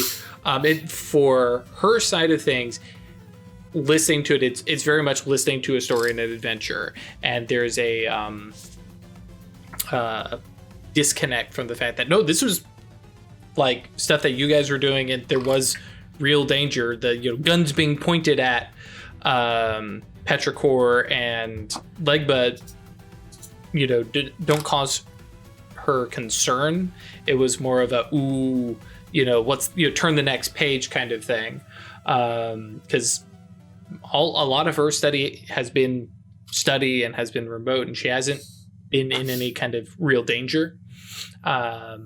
And closest that she was when somebody tried to kidnap her, and that they didn't even see her. So, but after that, turns over the journal to you. And I imagine you guys haven't been shy about what the journal is. No. Yeah, because she's got it, and she's probably done similar to you, where it's like, hey, this is a basic primer that you can use to kind of stumble through some stuff, and it's not a draw for her, but it is a memento from Mortimer, and so it kind of means something to her, even though it wasn't actually his journal or anything. But hands that over and goes to help wash up and prepare dinner, whatever chores she does around the house to help pay for her room, so to speak. Probably plays with Theodosia, because Theodosia probably goes to school with her, right? Yeah. Why not? Yeah. I realized Rilla probably goes to school and comes back with a swarm of the farmer kids and Theodosia obviously and stuff like that, and goes with them, comes back, drops everybody off. You go ahead. And just a bit of a point, Rilla is certainly free to, if she decides to, turn her keep, but there's no expectation there. Oh yeah, it's definitely one of her, like, it's the least I can do. You guys feed me and give me a room. And she does have a little bit of a pooled cash from the everybody in town. It's the closest thing. Nobody has ever said the T word. Taxes. But people pull together funds. Well, back then, like, families would pay the teacher to teach their kid. Like, that's how they made their money. Yeah. And so and the whole town, everybody just puts in a little bit. But everybody with a kid has, and so she's all right. She's bought some more clothes for herself, things like that. But you guys, since you are being generous and not making her pay rent, she's more than happy to help around the house. Besides, she likes you guys, So a little bit later, probably while you were studying, Jules comes by, checks in with Rilla. Two of them hang out. And I'm trying to think if there's anything else, because I know Cloak Yeah. So is there anything else that Theo was doing that night besides basically studying? Yeah, that night after bedtime, I was going to take another swing at getting info on Theodosia. Cool. Okay, so we'll jump over to Cloak real quick. Sure. And because Cloak is heading into the mine in the meditation chamber, Yes. and going to go search out Temenic representations of these hometowns. And you said you were starting with the like more obscure places. Well, he thinks he'll be able to find San Francisco and New York from Metropolis, and he's been to Metropolis. Mm-hmm. So he would go to Metropolis, and then he would try and go to New York City or San Francisco as representations of Metropolis, specific representations of it. And once he's sure of that, right, he's like, okay, now I got my bearings. So let's try something harder, right? Just to, like warming up, basically. Sure. Yeah. Because these are places he's never been before. Right. And so, yeah, going to Metropolis, and especially that one passing by mage interaction that you guys had. It's like, oh, yeah, no, this place is every town, every city, everywhere. You just have to find the right thing. So, like you said, finding New York and San Francisco should be easy. Which one do you go after first, though? New York City. Yep. And by what means of, locomotion does Legbo search around Metropolis?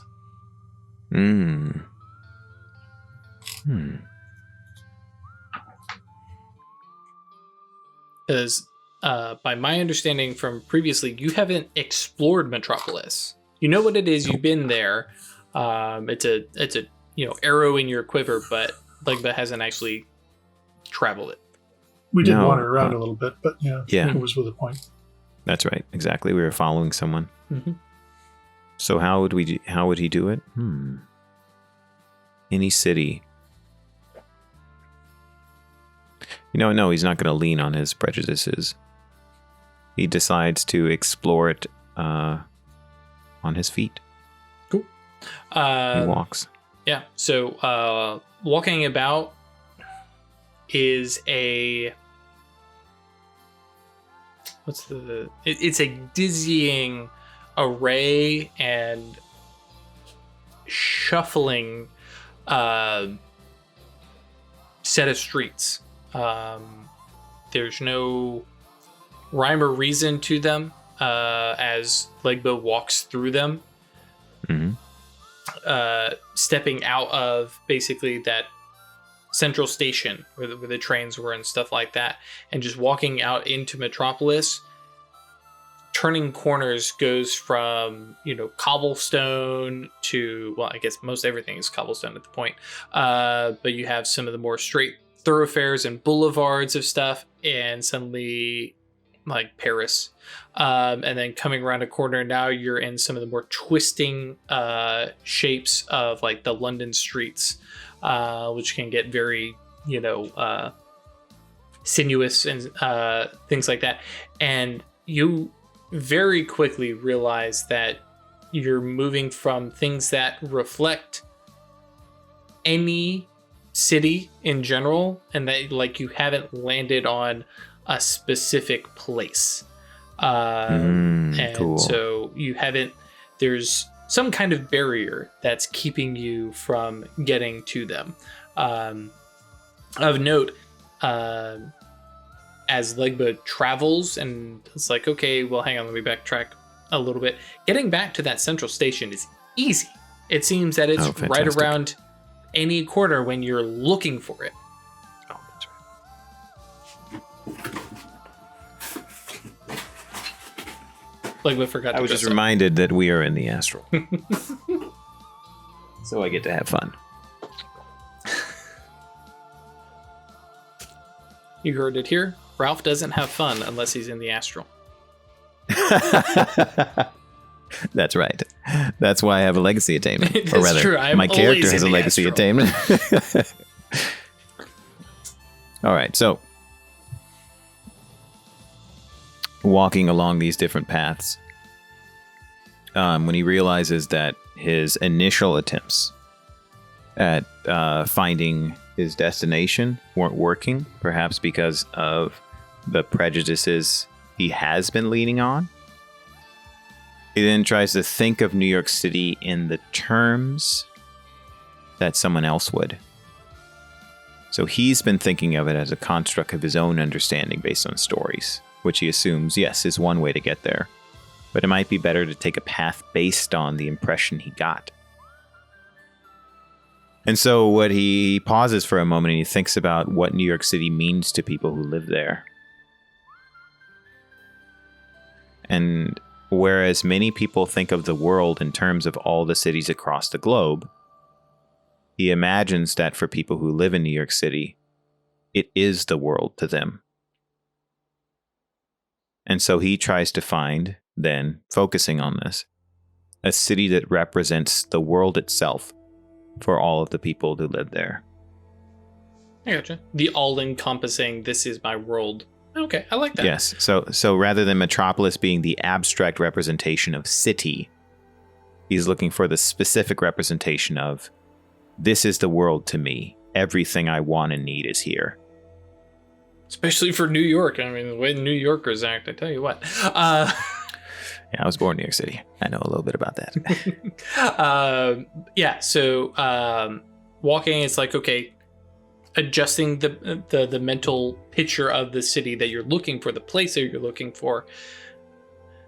Set yourself up, walking cane in hand, and strut. Mm-hmm. Make your way down. Right. Actually, it's true. Legbo probably... Oh, no, Legbo has a limp, right? Yes. Yeah. And so, yeah. Cloak does to a certain extent as well, but he's masked it more. Right. Here, it's much more prominent. And make your way through, and 20 minutes in, you realize same kind of thing is happening. And you're just turning, and to put it more out of character, Legba is working with a combination lock. Is still trying to figure out the combination. There's something here. Cool. Fantastic. He just hasn't, grasped hold of it. And to remind, of course, there are numerous Goche who are wandering around and things like that. So Legba isn't in this by himself, but yeah. Okay.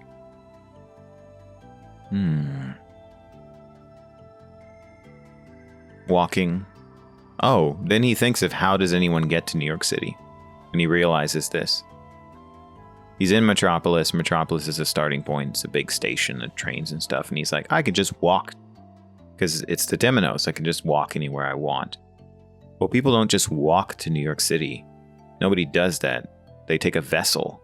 They take a ship, or they take a train. So he thinks about how the diamond got all the way here from, as many of them mentioned, New York City. And he's like, all right, maybe I just need to surrender my direct control in a way. And it's at that moment, right, where Legba yields a little bit of control, and actually New York and all that. Little, like, oh my gosh, Oliver Twist looking, little kid, runs up, looks up at you, kind of gives you an up and down look over, and says, where are you trying to go? And like, for looking like a kid and stuff like that, it's a scamp, huh? A scamp. But the very clearly, there's maturity behind the eyes and some stuff like that, and kind of looking up because Legba is quite tall. Oh yeah. Keep wandering around. Where are you trying to go? New York City.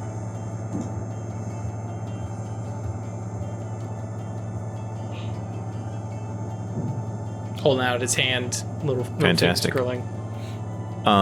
So Legba doesn't, or Cloak doesn't have spirit, right? So how are we going to represent transactions in the Temenos? Cool. Yep. Sounds good. Excellent. Thank you. Then I will conjure. what would be a nice sum nowadays? Gold dollar or something like that? Or a dollar bill? Mm-hmm.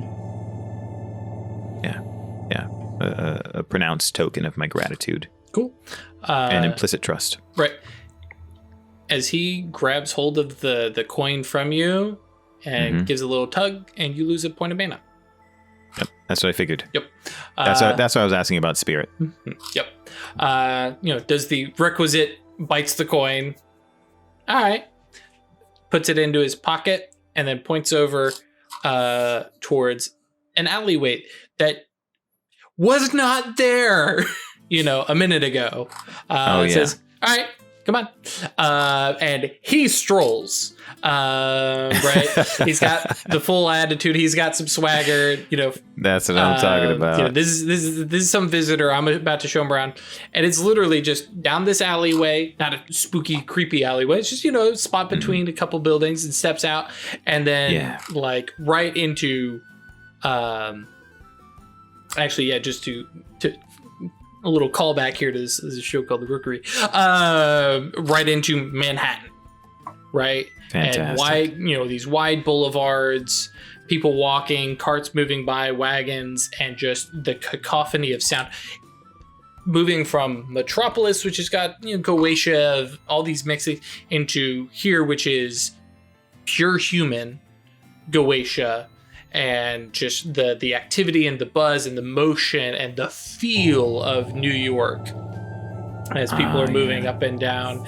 And the scamp, like that turn, I appreciate that one, kind of looks up at you, pats your shoulder, turns back around and walks back down the alley.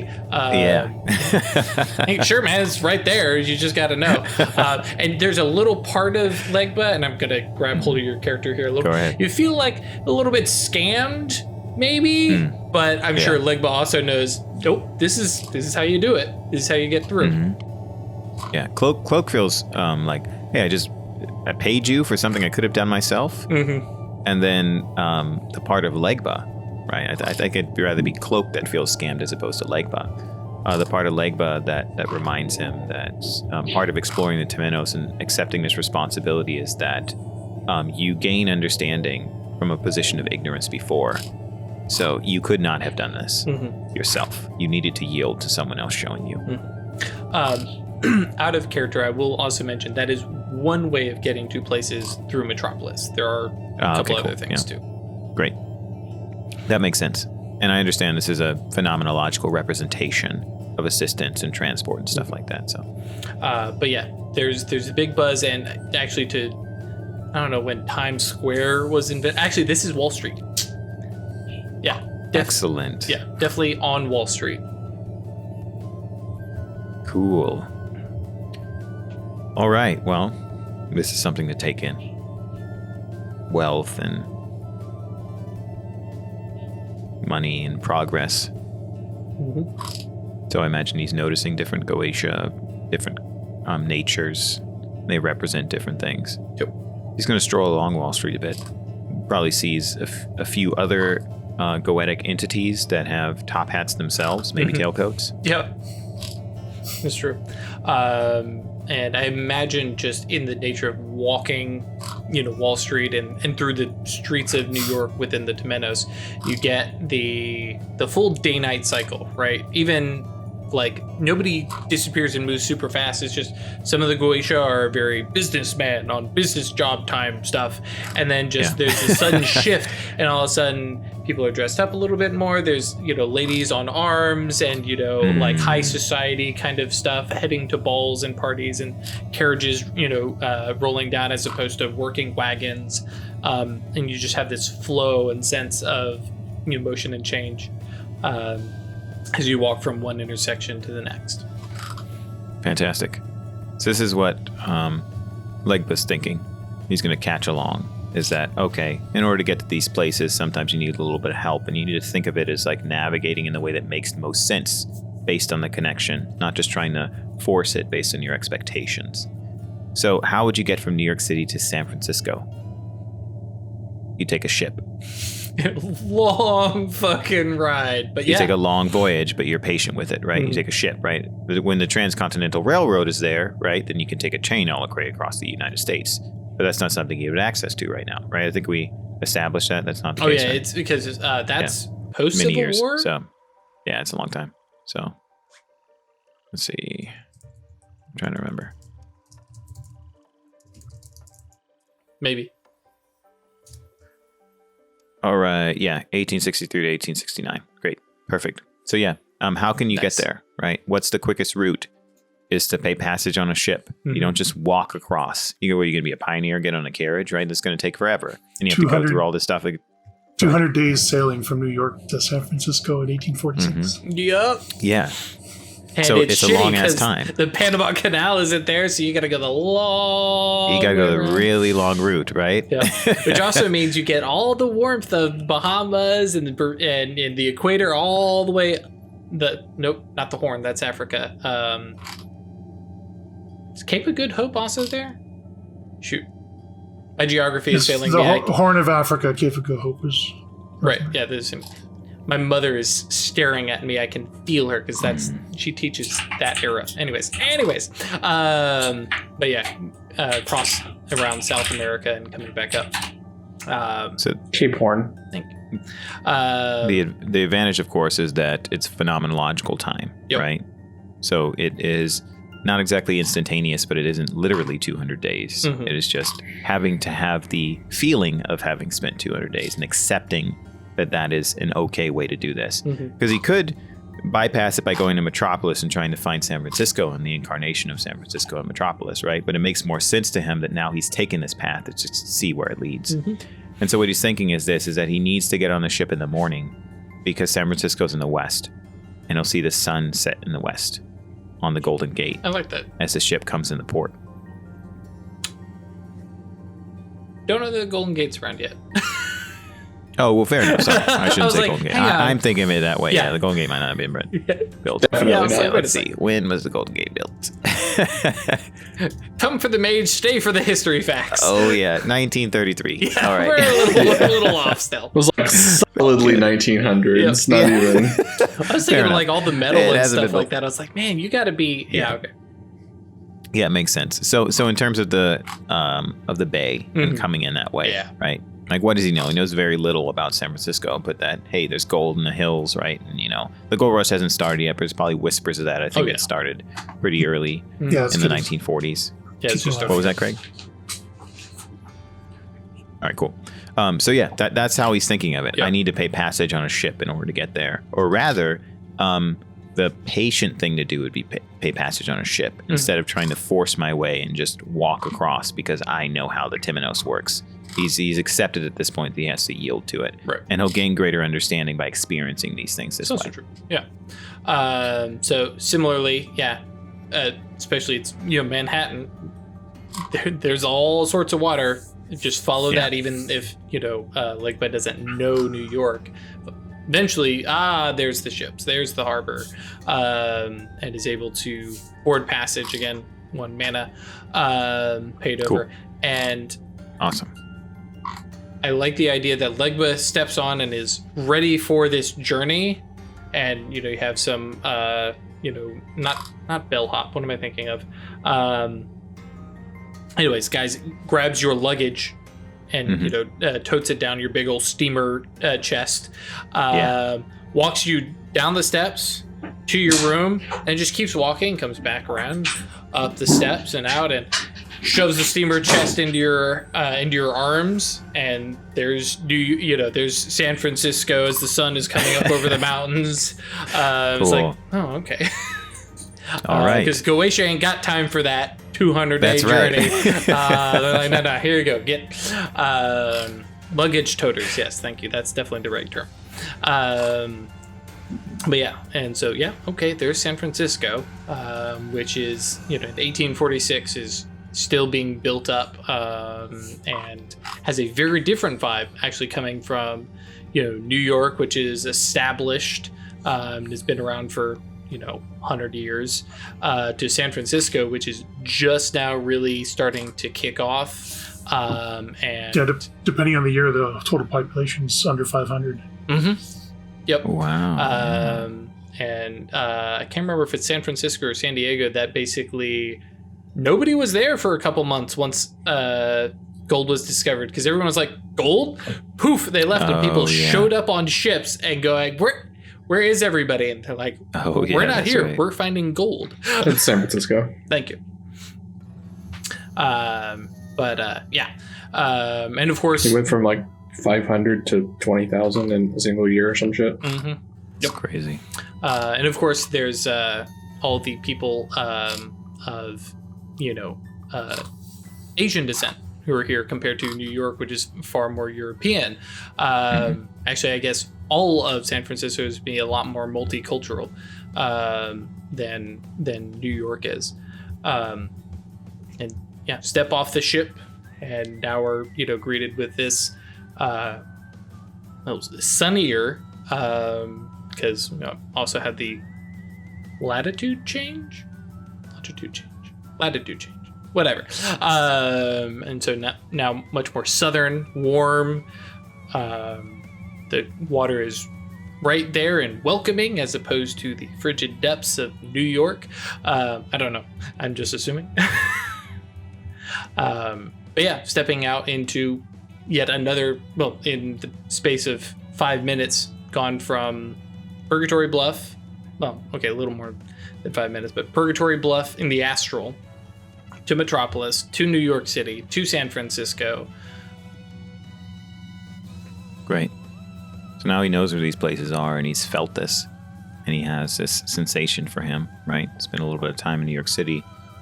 He also needs to know what it's like to be in San Francisco. So he's going to similarly pass a cycle, right? Mm-hmm. Which, of course, is just exploring and experiencing the sensation of it. And then he needs to get to those smaller towns. Mm-hmm. And he thinks that they might not have a direct connection necessarily, but they're probably not dissimilar from Purgatory Bluff. They're probably not dissimilar from other things in the Great Plains, right? However, there is Appalachia. So he thinks that the Great Plains abut it, right?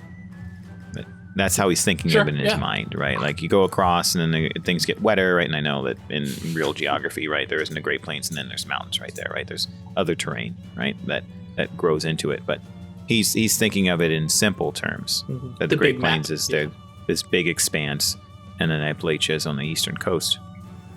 So he's like, okay, there's not a direct connection between at least there's not a robust direct connection between San Francisco and those towns necessarily, because these are timonic representations of different things, different ways of living, different communities, different sources of wealth and productivity. So he's like, okay, I need to return to a place that has greater phenomenological similarity. And he tries to return from San Francisco to Metropolis. That San Francisco is an incarnation of a metropolis, even if it's just developing, right? Mm-hmm. It's a burgeoning young metropolis. And so he's like, okay, how do I get back to Metropolis? Maybe I'll find an alley, because you can go to anywhere in Metropolis from the alleyways that lead it there. Yeah.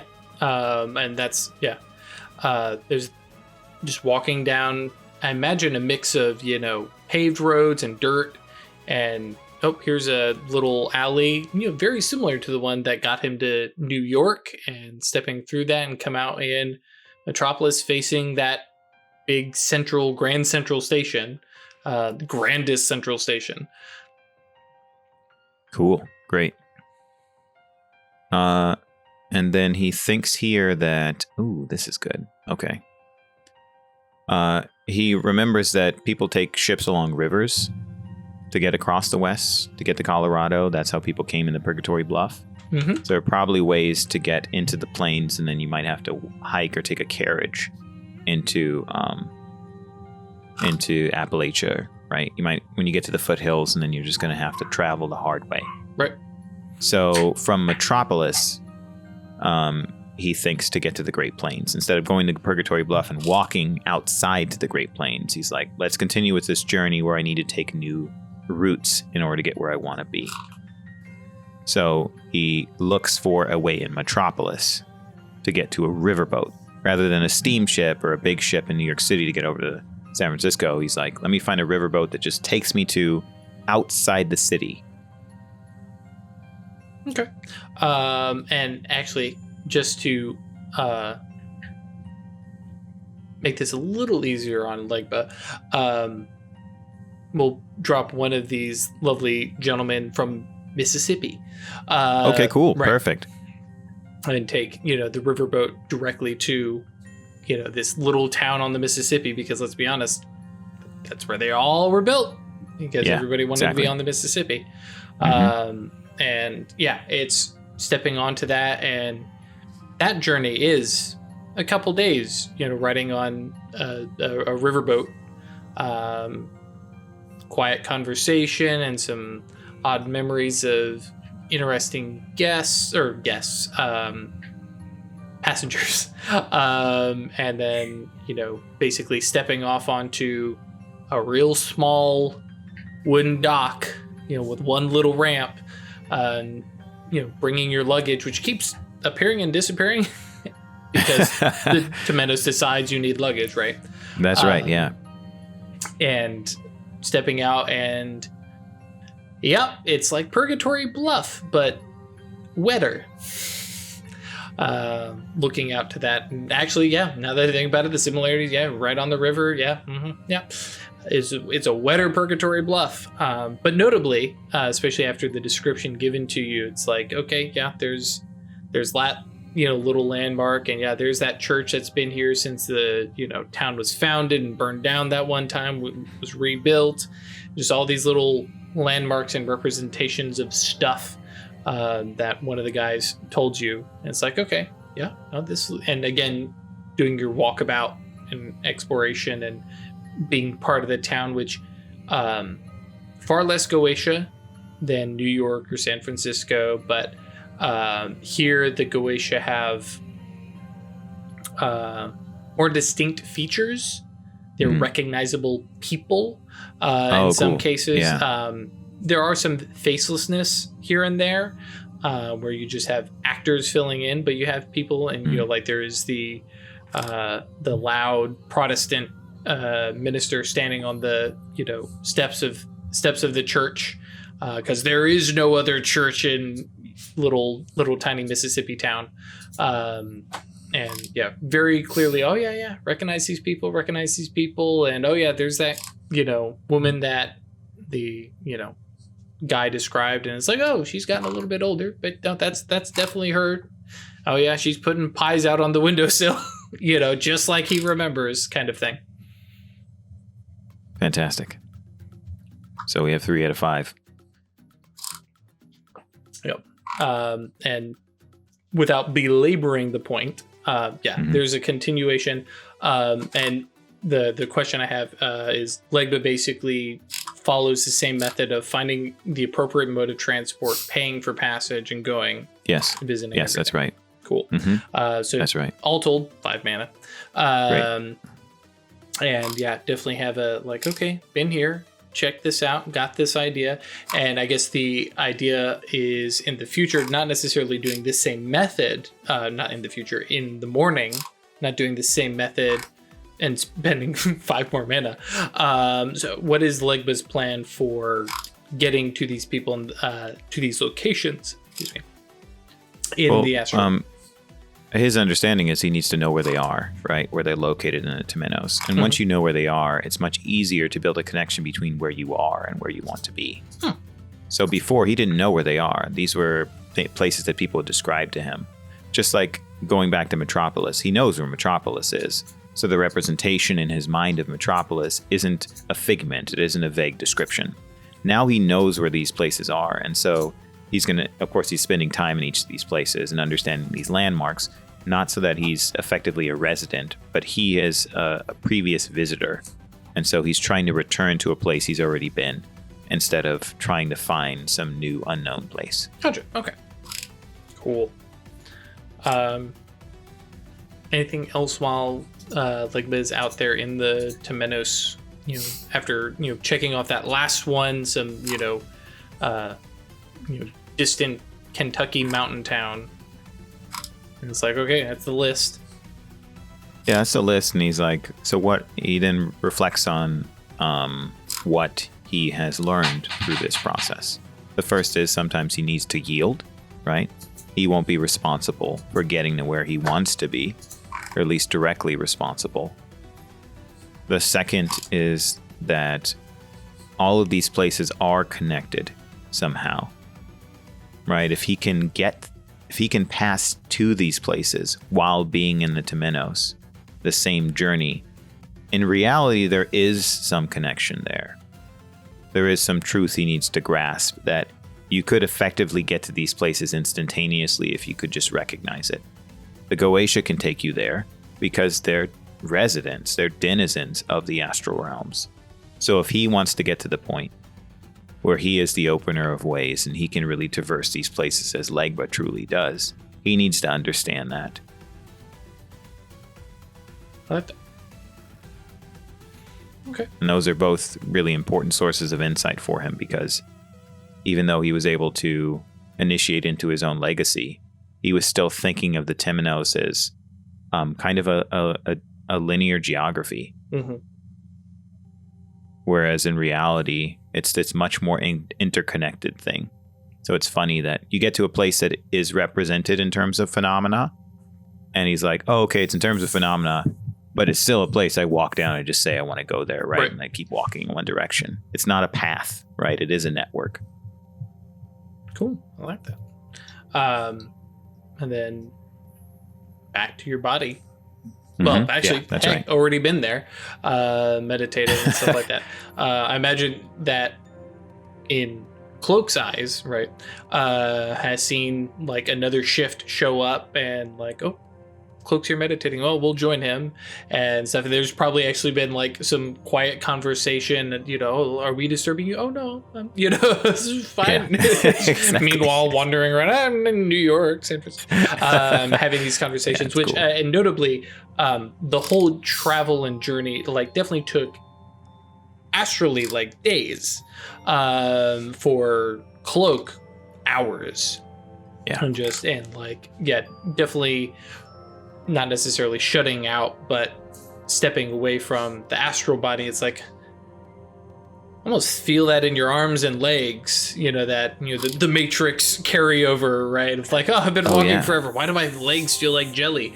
Kind of physical exertion. So that makes sense. I mean, he spent a year traveling the whole United States from coast to coast. Yeah, that's true. On a ship, on a riverboat, walking through alleys, all kinds of things. I imagine he took a carriage at one point on the streets of New York City. Mm-hmm. Oh, that's true. Yeah, spending all the time in each of the places too. Yeah. Cool. And then before we run out of time, don't worry, Craig. I didn't forget. I just no, I'm joking. Well applied my cliffhanger prep. So you said you wanted to check in on Valosia. Was there a specific methodology therein? More scrutiny, but because she keeps on hitting a wall when she tries, the scrutiny is now going to be to try and find a path of least resistance, like a wedge point that she can try and hammer on to. Because she basically just, every time she's tried, she's just come up with a wall. There is a locked opacity to it. Mm-hmm. Mm-hmm. Yeah. And I'm trying to remember, did I give you? I gave you the clue for that, right? Because Did you? I should have. I mean, no. Because that's whenever you come across locked opacity, you get some idea of what is locking you off. Oh, I gotta update everybody's ages. I'm not doing that.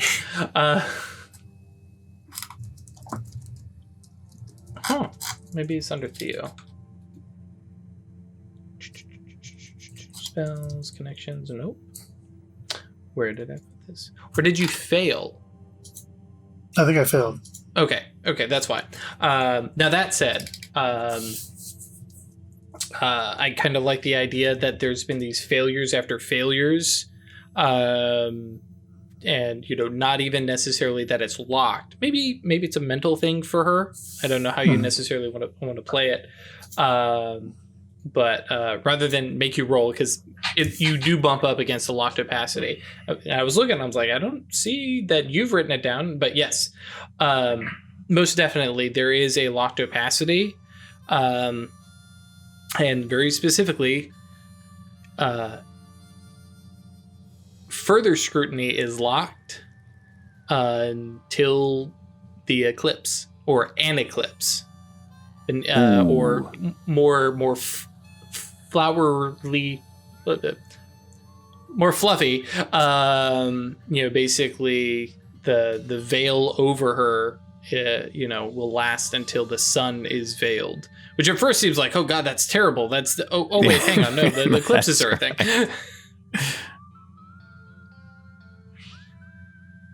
Okay. Interesting. It's a good thing you got a witch in your coven. Yeah. I don't know. I don't know if she's at the level yet to just make it happen. So, but this is the thing: eclipses happen all the time, right? They happen on a almost yearly basis in our reality, right? Yeah, partially, and depending on where you are, and yeah, that's true. And you have a Mastigos who can take you places. So if she divines when an eclipse might happen, it's something to go on anyway. Yeah. Fun fact, historically speaking, yes, there is one in 1847. It was a month ago. Out in the middle of the, is that Indian Ocean? Basically west of Australia, in the middle of nowhere. But don't worry, there's another one coming up in October. It lasts for 8 minutes. It's, why are you giving, I'm gonna test my geographical skills here. Can we not have this in English, please? But yeah, southeast of Turkey. Who's that? Is that Iran? I'm really bad. Sorry, folks. But yes. So you can pop out that way, or more specifically, and in reality, there will probably be a closer one. Generally speaking, in your guys' neck of the woods that you can find. Or of course, there's other ways to find an eclipse, cause an eclipse, stuff like that. Veil the sun. But yeah. Yeah. Some options. Yeah. I kind of like the idea of like possibly studying Valosia while she sleeps, so there's no like, why is mom looking at me so intently kind of vibe. Well, no, the plan was for after she was asleep. Right, that's what I was saying. Yeah, so so she lays down to sleep. Go check up on her and have a moment of like staring, and then just this click of, oh, is this why? That realization and possibly like, ooh. So after studying the supernal, not supernal, high speech, and noticing a couple of these symbols that like, I don't get what those are, and just kind of ignoring them, and they don't feel like tied to her soul, and then all of a sudden realizing, oh, that's a, not necessarily date and time, but that is a correlation, that is the locked opacity, and now with your fluent high speech, recognizing that as the key to unlocking the opacity. Okay. So, just another little thing on your guys' wish list of things to do. Got a journal, got a solar eclipse to figure out, got to send some folks home back to whence they came, got to join a spirit court, or, well, become boss of. So, I believe that is it. That takes us to 9, yep. So thank you all for joining us. As always, if you want to support us monetarily, that's patreon.com/Occultists Anonymous, or just staylucky.club. Way easier URL. If you want to join us on Discord, that's www.yeetinto.space. Come by, hang out. It's a great community. Come see really cool dragonflies, come see really bad memes, people's puppies, which, by the way, yes, come see Maito Singh's puppy Joey. It's a handsome pupper. It's a mascot at this point. Yeah. He's a good yeah, come hang out. We'd love to chat with you. Love to see you. Even if you're behind on the series, I promise it is safe. It is cool. You're very welcome here. Even if you're like, wow, I'm kind of over this mage thing. That's cool. Come tell us about the stuff that you're playing. We like to hear about that stuff. It's a lot of fun. Come hear about the wacky, there's no way in hell I'm running that crossover Chronicles of Darkness in space game. Absolutely not. But watch it vicariously, and yeah, there's some good stuff. Something. Yeah. So come by, hang out, and of course, hey, if you want to support us, there is some merch that you can get. That's more just to have and join in. Announce that you are amenable to witchcraft. There's some good stuff there that doesn't necessarily brand you. Okay, no, it'll definitely brand you as a giant nerd, but Nothing wrong with that. Nope. Otherwise, we will catch you all next week. Bye. See you later.